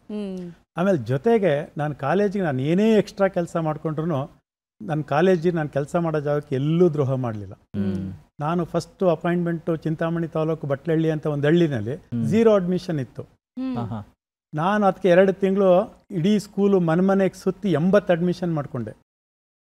ಸೈನ್ಸ್ಗೆ 80 ಅಡ್ಮಿಷನ್ ಮಾಡಿಕೊಂಡು ಕಾಲೇಜ್ ಸ್ಟಾರ್ಟ್ ಮಾಡಿದೆ ಗೌರ್ಮೆಂಟ್ ಕಾಲೇಜಲ್ಲಿ. ನಮಗೆ ಕೂತ್ಕೊಳ್ಳೋಕೆ ಚೇರ್ ಇರಲಿಲ್ಲ, ಒಂದು ಬೋರ್ಡ್ ಇರಲಿಲ್ಲ, ಕಲೆಕ್ಟ್ ಮಾಡಿದ್ವಿ. ಅಲ್ಲಿಂದ ಮತ್ತೆ ಶಿಡ್ಲಘಟ್ಟಕ್ಕೆ ಟ್ರಾನ್ಸ್ಫರ್ ಮಾಡ್ಕೊಂಡ್ವಿ, ಗೌರ್ಮೆಂಟ್ ಕಾಲೇಜ್ ಶಿಡ್ಲಘಟ್ಟಕ್ಕೆ ಟ್ರಾನ್ಸ್ಫರ್ ಮಾಡ್ಕೊಂಡ್ವಿ. ಅಲ್ಲೂ ಒಂದು 450 1800 ಮಾಡಿದ್ವಿ. ಅಲ್ಲಿಂದ ಚಿಕ್ಕಬಳ್ಳಾಪುರ ಗೌರ್ಮೆಂಟ್ ವಿಶ್ವೇಶ್ವರಯ್ಯ ಓದಿದಂಥ ಕಾಲೇಜ್ಗೆ ನಾವು ಟ್ರಾನ್ಸ್ಫರ್. 4000 ಮಕ್ಕಳಿದ್ರು ಅವಾಗ. ಅಲ್ಲ 5 ವರ್ಷ ಕೆಲಸ ಮಾಡಿದೆ. ಆಮೇಲೆ ನನ್ನನ್ನು ಪೂರ್ಣ ಪ್ರಮಾಣದಲ್ಲಿ ಮೇಲಕ್ಕೆ ಎತ್ತಿದ ಕಾಲೇಜು ಅಂದರೆ ಸರ್ಕಾರಿ ಪದವಿ ಪೂರ್ವ ಕಾಲೇಜು ಯಲಹಂಕ. 18 ವರ್ಷ ಅಲ್ಲಿ ಕೆಲಸ ಮಾಡಿದೆ. 18 ವರ್ಷ. ಪ್ರತಿ 18 ವರ್ಷನೂ ಕನಿಷ್ಠ 3000 ಹುಡುಗರನ್ನ ಮೇಂಟೈನ್ ಮಾಡ್ಕೊಂಡು ಈವನ್ ಟುಡೇ 3000 ಮಕ್ಕಳಿದ್ದಾರೆ. ಹೌದಲ್ಲ? ಅಲ್ಲಿ ಸರ್ಕಾರಿ ಕಾಲೇಜಿನಲ್ಲಿ MBBSಗೆ ಫ್ರೀ ಸೀಟ್ಸ್ ತಗೊಳ್ಳೋದಕ್ಕೆ ಎಲ್ಲೂ ಟ್ಯೂಷನ್ ಕಳಿಸ್ತೇನೆ ನಾವು ಆ ಕಾಲೇಜಲ್ಲಿ ಪ್ರೂವ್ ಮಾಡಿ ತೋರಿಸಿದ್ವಿ. ಹೌದು ಹೌದು. ಜೊತೆಗೆ ಪುಸ್ತಕ ಪಬ್ಲಿಕೇಶನ್ಸ್ ಕೊಟ್ಟಾಗ ನಮ್ಗೆ ಇಷ್ಟು ಪುಸ್ತಕ ಅಂತ ಕೊಡ್ತಾರೆ. ಆ ಪುಸ್ತಕನ ನಾವು ಮಾರ್ಕೋಬಹುದು. ನಾನು ಮಾರಲಿಲ್ಲ. 300 ಹುಡುಗರಿಗೂ 300 ಬುಕ್ಸ್ ಕೊಟ್ಟರೆ 300 ಹುಡುಗರಿಗೂ ಫ್ರೀಯಾಗಿ ಕೊಡ್ತಾ ಇದ್ದೆ. ಎಲ್ಲರಿಗೂ ಫ್ರೀಯಾಗಿ ಕೊಡ್ತಾ ಇದ್ದೆ. ಸುಮಾರು ಹುಡುಗರಿಗೆ ನಾನು ಫೀಸು ಕಟ್ತಾ ಇದ್ದೆ. ಇದನ್ನ ನಮ್ಮ ಅಲ್ಲಿಯ ಶಾಸಕರು ಇದನ್ನ ಕಂಡುಹಿಡ್ಕೊಂಡ್ರು. ಇವರಲ್ಲೇನೋ ಒಂದು ದೊಡ್ಡ ಪ್ರತಿಭೆ ಇದೆ ಅಂತ ಅಂದ್ಬಿಟ್ಟು ಪಕ್ಕದಲ್ಲಿ ಇನ್ನೊಂದು ಕಾಲೇಜನ್ನು ಓಪನ್ ಮಾಡಿ, ಸರ್ಕಾರಿ ಪದವಿ ಪೂರ್ವ ಕಾಲೇಜು ರಾಜಾನುಕುಂಟೆಗೆ ನನ್ನ ಡೆಪ್ಯುಟೇಷನ್ ಮಾಡಿದ್ರು ಆಸ್ ಎ ಪ್ರಿನ್ಸಿಪಲ್ ಆಗಿ. ಅಲ್ಲಿ ಹೊಸ ಕಾಲೇಜು, ಹೈಸ್ಕೂಲವರು ರೂಮ್ ಕೊಡಲ್ಲ, ನಾನು ಬಿಡಲ್ಲ, ಚೇರ್ ಕೊಡಲ್ಲ, ನಾನು ಬಿಡಲ್ಲ. ಆಮೇಲೆ ಎಲ್ಲ ಸಾಧನೆ ಮಾಡಿ ಕೊನೆಗೆ ಸರ್ಕಾರಕ್ಕೆ ನಮ್ಮ ಪದವಿ ಪೂರ್ವ ಶಿಕ್ಷಣ ಇಲಾಖೆ 23 ಕೋಟಿ ರೂಪಾಯಿ ಆಸ್ತಿನ ಮಾಡಿಕೊಟ್ಟೆ ಅಲ್ಲಿ MLA ಅವ್ರ ಸಹಕಾರದಿಂದ. ಅದೊಬ್ಬ ಗೌರ್ಮೆಂಟ್ ಕಾಲೇಜ್ಗೆ ಹೆಲ್ಪ್ ಮಾಡ್ತಕ್ಕಂಥ MLA ಅವ್ರನ್ನ ನಾನು ಫಸ್ಟ್ ಟೈಮ್ ಆ ಥರ ನೋಡಿದ್ದು. ವಿಶ್ವನಾಥ್ ಅಂತ ಈಗ ಪ್ರೆಸೆಂಟ್ ಅವರು MLAನೇ. ಅವರು ಆ ಥರ ಅವರು ಹೆಲ್ಪ್ ಮಾಡೋರು. ಅಲ್ಲ ಅಂದರೆ ಸರ್, ಶಿಕ್ಷಣ ಅನ್ನೋದೇನೆ ಆಸ್ತಿ ಅಲ್ಲ ಸರ್. ಅದರ ಜೊತೆಗೆ ನೀವು ಅಂದರೆ ಮಕ್ಕಳಿಗೆ ಬೋಧನೆ ಮಾಡಿದಾಗ ಅವ್ರು ಏನು ಜ್ಞಾನಾರ್ಜನೆ ಆಗುತ್ತಲ್ಲ, ಅದು ಸಮಾಜದ ಸಂಪತ್ತು. ಅದರೊಟ್ಟಿಗೆ ನೀವು ಸಂಸ್ಥೆಗಳು ಅಥವಾ ನೀವು ಇದ್ದಂಥ ಎಲ್ಲ ಜಾಗದಲ್ಲೂ ಅಭಿವೃದ್ಧಿ ಆಗೋ ನಿಟ್ಟಿನಲ್ಲಿ ಅಥವಾ ವಿದ್ಯಾರ್ಥಿಗಳ ಸಂಖ್ಯೆ ಹೆಚ್ಚಾಗೋ ನಿಟ್ಟಿನಲ್ಲಿ ಮಾತ್ರ ಅಲ್ಲದೆ ಜ್ಞಾನವೂ ಹೆಚ್ಚಾಗೋದಕ್ಕೆ ಮಾಡಿದ್ರಲ್ಲ ಸರ್. ಸರ್, ರಿಸಲ್ಟಲ್ಲಿ ಇಡೀ ಸ್ಟೇಟಲ್ಲಿ ನಾವು ಎಲ್ಲಿದ್ವಿ ಅಲ್ಲಿ ಹೈಯೆಸ್ಟ್ ನಂಬರ್ ಆಫ್ ಸ್ಟೂಡೆಂಟ್ಸ್ ನಮ್ಮ ಕಾಲೇಜ್. ನಾವಿರೋವರೆಗೂ ಅದನ್ನ ಮೇಂಟೈನ್ ಮಾಡಿದ್ವಿ. ಈಗಲೂ ಮೇಂಟೈನ್ ಆಗ್ತಾ ಇದೆ, ಇಲ್ಲ ಅಂತಿಲ್ಲ. ಯಲಹಂಕ ಸರ್ಕಾರಿ ಪದವಿ ಪೂರ್ವ ಕಾಲೇಜ್ ನೋಡಿದ್ರೆ ಒಂದು ಬೃಹದಾಕಾರವಾಗಿ ಕಾಣಿಸ್ತದೆ ಇವಾಗ. ಹೌದು. ಅಲ್ಲಿ ಟ್ರಾಫಿಕ್ ಅವರು ನೀವು ಅರ್ಧ ಗಂಟೆ ಮುಂಚೆ ಬಿಡಿ ಕಾಲೇಜ್ನ ನೀವು ಅಂತ ಅಂದ್ಬಿಟ್ಟು ನಮ್ಮನ್ನು ರಿಕ್ವೆಸ್ಟ್ ಮಾಡೋರು. ಯಾಕೆಂದರೆ ಇಂಟರ್ನ್ಯಾಷನಲ್ ಏರ್ಪೋರ್ಟ್ ರೋಡ್ ಬ್ಲಾಕ್ ಆಗುತ್ತೆ, ಎಲ್ಲ ಮಕ್ಳಿಗೂ ಪ್ರಾಬ್ಲಮ್. 4,000 ಮಕ್ಕಳನ್ನ ಒಂದೇ ಸರಿ ಬಿಟ್ಟರೆ ಭಾಳ ಇದು ಸಮಸ್ಯೆ ಆಗುತ್ತೆ ಅಂದ್ಬಿಟ್ಟು ಬೇರೆ ಸ್ಕೂಲ್ವರೆಗೆಲ್ಲ ಲೇಟಾಗಿ ಬಿಡಿಸಿ ನಮ್ಮನ್ನು ಬೇಗ ಬಿಡಿಸೋರು. ಆ ಹಂತಕ್ಕೆ ಕರ್ಕೊಂಡೋಗಿ. ಬಟ್ ಅದರಿಂದ ಇವ್ರದ್ದು ಎಫರ್ಟ್ ಇದೆ, ನಮ್ಮ MLA ಅವ್ರದ್ದು ಇಲ್ಲ ಅಂತಿಲ್ಲ. ಬಟ್ ನಾವೊಂದು ಒಳ್ಳೆ ಟೀಮ್ ಮಾಡ್ಕೊಂಡಿದ್ವಿ ಉಪನ್ಯಾಸಕರೆಲ್ಲ. ನಮ್ಮದೇ ಬ್ಯಾಚಿನ ಉಪನ್ಯಾಸಕರು ಒಳ್ಳೆ ಟೀಮ್ ಮಾಡಿಕೊಂಡು ಆ ಒಂದು ಸರ್ಕಾರಿ ಪದವಿ ಪೂರ್ವ ಕಾಲೇಜ್ನ ನನಗೆ ಭಾಳ ಖುಷಿ ಅನಿಸುತ್ತೆ. ಆ ಕಾಲೇಜಿನಲ್ಲಿ ಕೆಲಸ ನೋಡಿ ನನಗೆ ಸರ್ಕಾರ ಉತ್ತಮ ಉಪನ್ಯಾಸಕ ಪ್ರಶಸ್ತಿನ 2016 ಕೊಟ್ಟು ಸನ್ಮಾನ ಮಾಡಿದ್ರು. ಆ ಲೆವೆಲ್ಗೆ ಸರ್ಕಾರಿ ಪದವಿ ಪೂರ್ವ ಕಾಲೇಜ್ನ ನಡೆಸಿದ್ವಿ. ಸರ್, ಈಗ ಶಿಕ್ಷಣ ಅಂತ ಬಂದಾಗ ವಿದ್ಯಾರ್ಥಿಗಳ ಮನಸ್ಥಿತಿ ಅಂತ ತೆಗೆದುಕೊಂಡಾಗ ನೀವು ಬಹಳಷ್ಟು ಕಾಲಘಟ್ಟದಿಂದ ನೋಡ್ತಾ ಬಂದಿದ್ದೀರಿ ಸರ್. ಬೇರೆ ಬೇರೆ ರೀತಿಯ ಒಂದು ಗ್ರಾಮೀಣ ಪ್ರದೇಶಗಳಲ್ಲಾಗಿರ್ಬೋದು, ನೀವು ಹೇಳಿದಾಗೆ ಯಲಹಂಕದಲ್ಲಾಗಿರ್ಬೋದು. ಅಂದರೆ ವಿದ್ಯಾರ್ಥಿಗಳಿಗೆ ಈ ಶಿಕ್ಷಣದ ಒಂದು ಆಸಕ್ತಿ, ನೀವು ಮೊದಲೇ ಹೇಳಿದಾಗೆ ವೃತ್ತಿ ಜೀವನದ ಆರಂಭದಲ್ಲಿ 0 ಅಡ್ಮಿಷನ್ ಕಾಲೇಜಲ್ಲಿ ತಾವು ಹೋಗ್ತೀರಿ ಮೊದಲು. ಅಂದರೆ ವಿದ್ಯಾರ್ಥಿಗಳನ್ನು ಕರೆದು ತರುವಂಥ ಪರಿಸ್ಥಿತಿ ಆ ಒಂದು ನಿಟ್ಟಿನಲ್ಲಿ. ಈಗ ನೋಡಿದ್ರೆ 3,000-4,000 ಜನ ವಿದ್ಯಾರ್ಥಿಗಳಿರ್ತಾರೆ ಅನ್ನುವಂಥದ್ದು. ವಿದ್ಯಾರ್ಥಿಗಳಲ್ಲಿ ಶಿಕ್ಷಣದ ಒಂದು ಆಸಕ್ತಿ ಹೇಗೆ ಬದಲಾಗ್ತಾ ಬಂದಿದೆ ಸರ್ ಕಾಲಘಟ್ಟದಲ್ಲಿ? ಮೇಡಮ್, ನಾನು ಗೌರ್ಮೆಂಟ್ ಕಾಲೇಜುಗೆ ಬರ್ತಕ್ಕಂಥ ವಿದ್ಯಾರ್ಥಿಗಳು ಯಾವ ಮಟ್ಟದ ವಿದ್ಯಾರ್ಥಿಗಳು ಬರ್ತಾರೆ ಅಂತ ನಿಮ್ಗೆ ಗೊತ್ತು. ಹೌದು. ಚೆನ್ನಾಗಿ ಓದ್ತಕ್ಕಂಥ ಮಕ್ಕಳು ಬೇರೆ ಕಡೆ ಹೋಗ್ತಾರೆ ಅನ್ನೋದು ಸುಳ್ಳು. ಯಾಕೆಂದ್ರೆ ಬಡವ್ರ ಮನೆಯಲ್ಲೂ ಚೆನ್ನಾಗಿ ಓದ್ತಕ್ಕಂಥ ಮಕ್ಕಳಿದ್ದಾರೆ. ಅವ್ರಿಗೆ ಫೀಸನ್ನ ಬೇರೆ ಕಾಲೇಜಲ್ಲಿ ಬೇರೆ ಮಾಡೋಕ್ಕಾಗಲ್ಲ. ಅದಕ್ಕೆ ನಮ್ಮ ಕಾಲೇಜ್ಗೆ ಬರ್ತಾರೆ. ನಾವು ಒಂದು ಸ್ವಲ್ಪ ನಿಸ್ವಾರ್ಥದಿಂದ ಇದ್ದರೆ ಆ ಮಕ್ಕಳನ್ನ ಚೆನ್ನಾಗಿ ಮಾತಾಡಿಸಿ ಒಂದು ಸ್ವಲ್ಪ ಬುಕ್ಸ್ ಕೊಟ್ಟು ಅವ್ರಿಗೆ ಪೆನ್ನು ಪೆನ್ಸಿಲ್ನ ಕೊಡಿಸ್ಬಿಟ್ರೆ ಬೇರೆ ಕಾಲೇಜ್ಗಿಂತ ತುಂಬ ಚೆನ್ನಾಗಿ ಹೌದು ಸರ್ ಕಾಲೇಜ್ನ ಬೆಳೆಸ್ಬೋದು ನಾವು. ನಾನು ತಿಳ್ಕೊಂಡಿದ್ದ ಮಟ್ಟಿಗೆ ಅದು ನಮ್ಮಲ್ಲಿ ನಿಸ್ವಾರ್ಥ ಇರ್ಬೋದು. ಏನೋ ಗೌರ್ಮೆಂಟ್ ಸಂಬಳ ಬರುತ್ತೆ ಬಿಡ 2 ಕ್ಲಾಸ್ ಹೋಗೋದು. ಮೇಡಮ್, ನಾವು ಎಷ್ಟೋ ದಿವಸ ನಾವು ರಾತ್ರಿ 9 ಗಂಟೆಗೆ ಗೌರ್ಮೆಂಟ್ ಕಾಲೇಜಿಂದ ಮನೆಗೆ ಹೋಗಿದ್ವಿ. ರಾತ್ರಿ 9 ಗಂಟೆವರೆಗೂ ಕೆಲಸ ಮಾಡಿದ್ವಿ. ನಮ್ಮ ಟೀಮ್ ಈಗಲೂ ಆ ಟೀಮ್ ಅಲ್ಲಿದೆ. ಹೌದಾ? ಇವಾಗ ನಾನು ಕೇವಲ 3 ತಿಂಗಳ ಹಿಂದೆ ಮಾತ್ರ ನಾನು VRS ತಗೊಂಡಿರೋದು. ಇದು ವಾಲಂಟರಿ ರಿಟೈರ್ಮೆಂಟ್ ತಗೊಂಡು ನನ್ನದೇ ಸಂಸ್ಥೆ ಸ್ಥಾಪನೆ ಮಾಡಿರೋದು. ಬಟ್ ನಾನು ಇವತ್ತು ನನ್ನ ಜೀವ ಗೌರ್ಮೆಂಟ್ ಕಾಲೇಜಲ್ಲೇ ಇದೆ. ಅಲ್ಲ, ನಿಜ ಸರ್. ನಾವು ಇವತ್ತು ಯಾರೇ ಸಾಧನೆ ಮಾಡಿದವ್ರನ್ನ ಅಂದರೆ ಹಿಂದಿನಿಂದ ನೋಡ್ಕೊಂಡು ಬಂದಾಗ ಎಲ್ಲರೂ ಕೂಡ ಗೌರ್ಮೆಂಟ್ ಸ್ಕೂಲು, ಗೌರ್ಮೆಂಟ್ ಕಾಲೇಜಲ್ಲಿ ಓದೋರೇ ಹೆಚ್ಚು. ನಿಮ್ಮ ಅವಧಿಯಿಂದ ನೀವು ನೋಡ್ಕೊಂಡು ಬಂದಾಗ ಶಿಕ್ಷಣದ ನೀತಿ ಬದಲಾಗಿದೆ. ಅಂದರೆ ಅದರ ಪಾಲಿಸೀಸ್ ಇರ್ಬೋದು, ನ್ಯೂ ಎಜುಕೇಷನ್ ಪಾಲಿಸಿ ಅಂತ ನಾವು ಇವತ್ತೇನು ಮಾತಾಡ್ತಾ ಇದ್ದೀವಲ್ಲ. ಸೊ ನಿಮ್ಮ ಪ್ರಕಾರ ಸರ್ ಅವತ್ತಿಗೂ ಇವತ್ತಿಗೂ ಬದಲಾಗಿರೋದು ನಿಜವಾಗ್ಲೂ ಪೂರಕವಾಗಿದೆಯಾ? ಅಲ್ಲ, ಶಿಕ್ಷಣದ ಬದಲಾವಣೆ ಆಗಿದೆ, ಅದಾಗಲೇಬೇಕು. ಯಾಕೆಂದರೆ science is an international subject. ನಾವು ಇಂಡಿಯಾದಲ್ಲಿ ಯಾವುದೋ ಒಂದು ಪಾಸ್ ಮಾಡೋದಕ್ಕೋಸ್ಕರ ಒಂದು ಸೈನ್ಸ್ ಸಿಲೆಬಸ್ನ ಮಾಡ್ಕೊಂಡು ಇಟ್ಕೊಳಕ್ಕಾಗಲ್ಲ. ಇಡೀ ಪ್ರಪಂಚದಲ್ಲಿ ಏನು ನಡೀತಾ ಇದೆ ಎಲ್ಲದಕ್ಕೂ ಈಕ್ವಲೆಂಟ್ ಎಜುಕೇಶನ್ ನಮ್ಮ ಮಕ್ಕಳು ಕೊಡಲೇಬೇಕಾಗುತ್ತೆ. ಶಿಕ್ಷಣದಲ್ಲಿ ಬದಲಾವಣೆ ಅಗತ್ಯಕ್ಕೆ ನಾವು ಹೊಂದ್ಕೋಬೇಕಾಗುತ್ತೆ. ಅದಕ್ಕೆ ಉದಾಹರಣೆ ಹೇಳ್ತೀನಿ ಕೇಳಿ. 2013 ನಮ್ಮ ಕರ್ನಾಟಕ ಸರ್ಕಾರ ಅಂದರೆ ಪದವಿ ಪೂರ್ವ ಶಿಕ್ಷಣ ಇಲಾಖೆ ಎಲ್ಲ ಸೈನ್ಸ್ ವಿದ್ಯಾರ್ಥಿಗಳಿಗೂ NCERT ಬುಕ್ಗೆ ಓದಬೇಕು ಅಂತ ಒಂದು ನಿಯಮ ತಂತು. ಹೌದು ಸರ್, ಹೌದು. 2013ರಲ್ಲಿ NCERT ಟೆಕ್ಸ್ಟ್ ಬುಕ್ಕನ್ನು ಇಡೀ ನಮ್ಮ ಕರ್ನಾಟಕದ ಉಪನ್ಯಾಸಕರು ಯಾರೂ ನೋಡೇ ಇರಲಿಲ್ಲ. ಯಾಕೆಂದರೆ ಕರ್ನಾಟಕದಲ್ಲಿ ನಮ್ಮದೇ ಆದ ಸಿಲೆಬಸ್ ಇತ್ತು, ನಮ್ಮದೇ ಆದ ಬುಕ್ ಇತ್ತು. ಆ ಬುಕ್ಕನ್ನು ಓದ್ಕೊಂಡು ಎಲ್ಲರೂ ಪಾಠ ಮಾಡ್ತಾ ಇದ್ವಿ. ಇದು NCERTನಲ್ಲಿ. ಆಮೇಲೆ ಆ ಬುಕ್ಸ್ ಬಂದಾಗ ಯಾರಿಗೂ ಒಪ್ಕೊಳ್ಳೋಕೆ ರೆಡಿ ಇಲ್ಲ. ಅಂದರೆ ಉಪನ್ಯಾಸಕರ ಮನಸ್ಥಿತಿ ಹೇಗಿತ್ತು ಅಂದರೆ, ನಾವು ಇದು ಮತ್ತೆ ಈಗ ಓದಬೇಕಾ, ನಾನು ಆಲ್ರೆಡಿ 25-30 ವರ್ಷ ಕಂಪ್ಲೀಟ್ ಮಾಡಿದ್ದೀನಿ, ಮತ್ತೆ ಇದು ಓದಬೇಕಾ ಅನ್ನೋ ಲೆವೆಲ್ಗೆ ಬಂತು. ಅದಕ್ಕೋಸ್ಕರ ಅಂದಿನ ಡೈರೆಕ್ಟ್ರು ನನ್ನ ಒಂದು ಅಸೋಸಿಯೇಟ್ ಕೋರ್ಸ್ ಡೈರೆಕ್ಟರ್ ಅಂತ ಮಾಡಿ ಒಂದು ಟೀಮನ್ನು ರೆಡಿ ಮಾಡಿದ್ರು. 10 ಜನಕ್ಕೆ NCERT ಅವ್ರ ಹತ್ರನೇ ಟ್ರೈನಿಂಗ್ ಕೊಡಿಸಿದ್ರು. ನೀವು 10 ಜನನೂ ಇಡೀ ಕರ್ನಾಟಕದ ಲೆಕ್ಚರರ್ಸ್ಗೆಲ್ಲ ನೀವು ಕೋಚಿಂಗ್ ಕೊಡಬೇಕು, ಅಥವಾ ಅವ್ರಿಗೆ ಹೇಗೆ ಮಾಡಬೇಕು ಸಬ್ಜೆಕ್ಟ್ನ ಅಂತ ಅಂದ್ಬಿಟ್ಟು. ಅದು ಕೊಡೋದಕ್ಕಿಂತ ಮುಂಚೆ ನಾವು ಓದಬೇಕಾಗಿತ್ತು. ಅದನ್ನು ನಾವು ತುಂಬ ಡೇ ಆ್ಯಂಡ್ ನೈಟ್ ಕಷ್ಟಪಟ್ಟು ಓದ್ಬಿಟ್ವಿ. ಆ ಬೇಸಿಸ್ ಮೇಲೆ ನಾನು ಬುಕ್ ಬರೆದೆ. ನನಗೆ ಇನ್ನೂ ಒಂದು ಸ್ವಲ್ಪ ಜಾಸ್ತಿ ಸಬ್ಜೆಕ್ಟಲ್ಲಿ ಇರ್ತಾ ಬಂತು. ಸತತವಾಗಿ 4 ವರ್ಷ ಕಷ್ಟಪಟ್ವಿ ಲೆಕ್ಚರರ್ಸ್ಗೆ. ಪ್ರತಿ ವರ್ಷ ಇಡೀ ಕರ್ನಾಟಕದ ಲೆಕ್ಚರರ್ಸ್ಗೆ ಎಲ್ರಿಗೂ ಪಾಠ ಮಾಡಿದೆ ರಸಾಯನಶಾಸ್ತ್ರನ.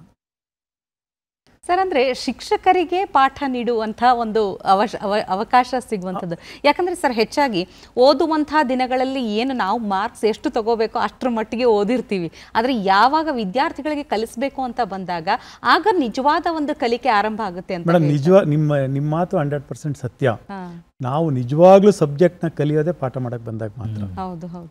ಹಿಂದೆ ಎಲ್ಲ ಮಾರ್ಕ್ಸ್ಗೋಸ್ಕರ ಓದಿರ್ತೀವಿ. ಇಲ್ಲಿ ಬುದ್ಧಿವಂತ ಮಕ್ಕಳು ಇರ್ತಾರೆ, ದೊಡ್ಡ ಮಕ್ಕಳು. ನಮ್ಮ ಗೌರ್ಮೆಂಟ್ ಕಾಲೇಜ್ ಅದೊಂದು ಬಿಗ್ಗೆಸ್ಟ್ ಪ್ರಾಬ್ಲಮ್. ತುಂಬಾ ದೊಡ್ಡರು ಇರ್ತಾರೆ, ತುಂಬಾ ಅತಿ ಬುದ್ಧಿವಂತರು ಇರ್ತಾರೆ. ಅವೆರಡನ್ನೂ ಬ್ಯಾಲೆನ್ಸ್ ಮಾಡಿ ಟೀಚ್ ಮಾಡೋದಿದೆಯಲ್ಲ, ಅದು ತುಂಬಾ ಕಷ್ಟ. ಯಾರೋ ಬಯಲ್ಟ್ ಮಾಡ್ಕೊ ಬಂದವ್ರಿಗೆ ಮಾಡೋಕ್ಕಾಗಲ್ಲ. ಇವ್ನಿಗೆ ಅರ್ಥ ಆದರೆ ಅವ್ರಿಗೆ ಅರ್ಥ ಆಗಲ್ಲ, ಅವ್ರಿಗೆ ಅರ್ಥ ಆದರೆ ಇವ್ರಿಗೆ ಅರ್ಥ ಆಗಲ್ಲ. ಆ ಥರ ಇದ್ದಾಗ ನಾವೇನು ಮಾಡಿದ್ವಿ, ಎಲ್ಲ ಉಪನ್ಯಾಸಕರಿಗೂ 10 ದಿವಸ ಟ್ರೈನಿಂಗ್ ಕೊಟ್ವಿ. ನಾವು ಸುಮಾರು 4.5 ತಿಂಗಳು ನನ್ನ ಹೆಂಡತಿ ಮಕ್ಕಳನ್ನ ಬಿಟ್ಟು ಇಡೀ ಕರ್ನಾಟಕದ ಎಲ್ಲ ಜಿಲ್ಲೆನಲ್ಲೂ ಹೋಗಿ ಟ್ರೈನಿಂಗ್ ಕೊಟ್ಕೊ ಬಂದ್ವಿ. ಅದು ನನಗೆ ಪ್ಲಸ್ ಪಾಯಿಂಟ್ ಆಯಿತು. ಎಲ್ಲ ಉಪನ್ಯಾಸಕರಿಗೂ ನನಗೆ ಗೊತ್ತು.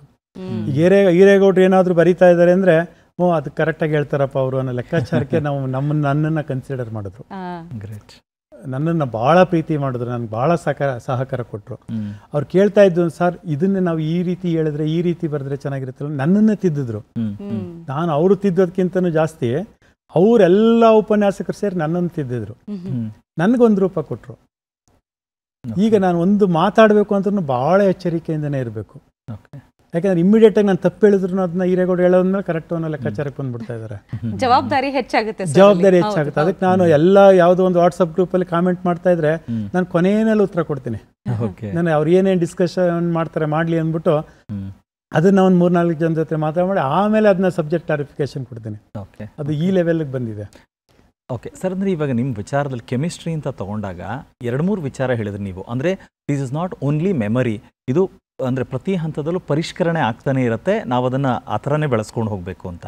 ನಿಮ್ಮ ಸಂಶೋಧನೆ, ಇನ್ನೊಂದು ಕಡೆ ಬರವಣಿಗೆ, ಇದೆಲ್ಲನೂ ಸೇರಿದಾಗ ಅದು ಅಥೆಂಟಿಸಿಟಿ ಬರಬೇಕು ಅಂತ ಹೇಳಿದಾಗ, ಬರವಣಿಗೆ ಹೊಸ ವಿಚಾರಗಳು ಅಂತ ಹೇಳಿದಾಗ, ನೀವು ಅದಕ್ಕೆ ಮುಂಚೆ ಅದರ ಬಗ್ಗೆ ಒಂದಷ್ಟು ಎಕ್ಸ್ಪೆರಿಮೆಂಟ್ಸ್ ಮಾಡಿರ್ತೀರಾ ಸರ್?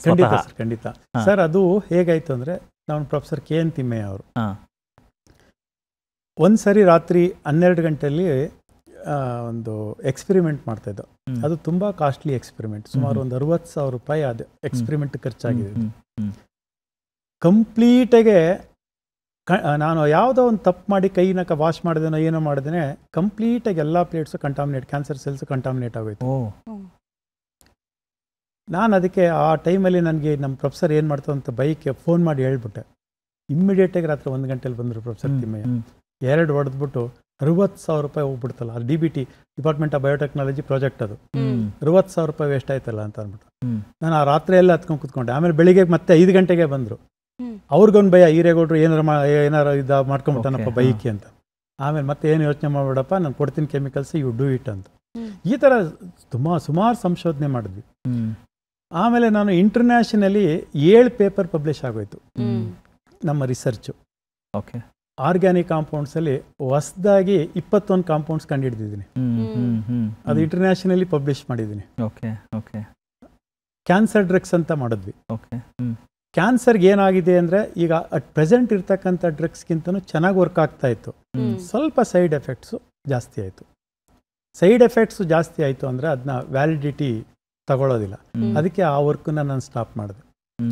ಆಮೇಲೆ ಮತ್ತೆ ಈ ರಿಸರ್ಚಲ್ಲಿ ನನಗೆ ಏನು ಬರೀ ಕಷ್ಟಪಡಬೇಕಷ್ಟೇ, ನಮ್ಮ ಅಪ್ಪ ಅಮ್ಮ ನನ್ನ ಫ್ಯಾಮಿಲಿ ನೋಡ್ಕೊಳ್ಳೋದಕ್ಕೆ ನನಗೇನೂ ಸಿಗಲ್ಲ ಅನ್ನೋದು ನನ್ನ ಮನಸ್ಸಿಗೆ ಬಂದ್ಬಿಡ್ತು.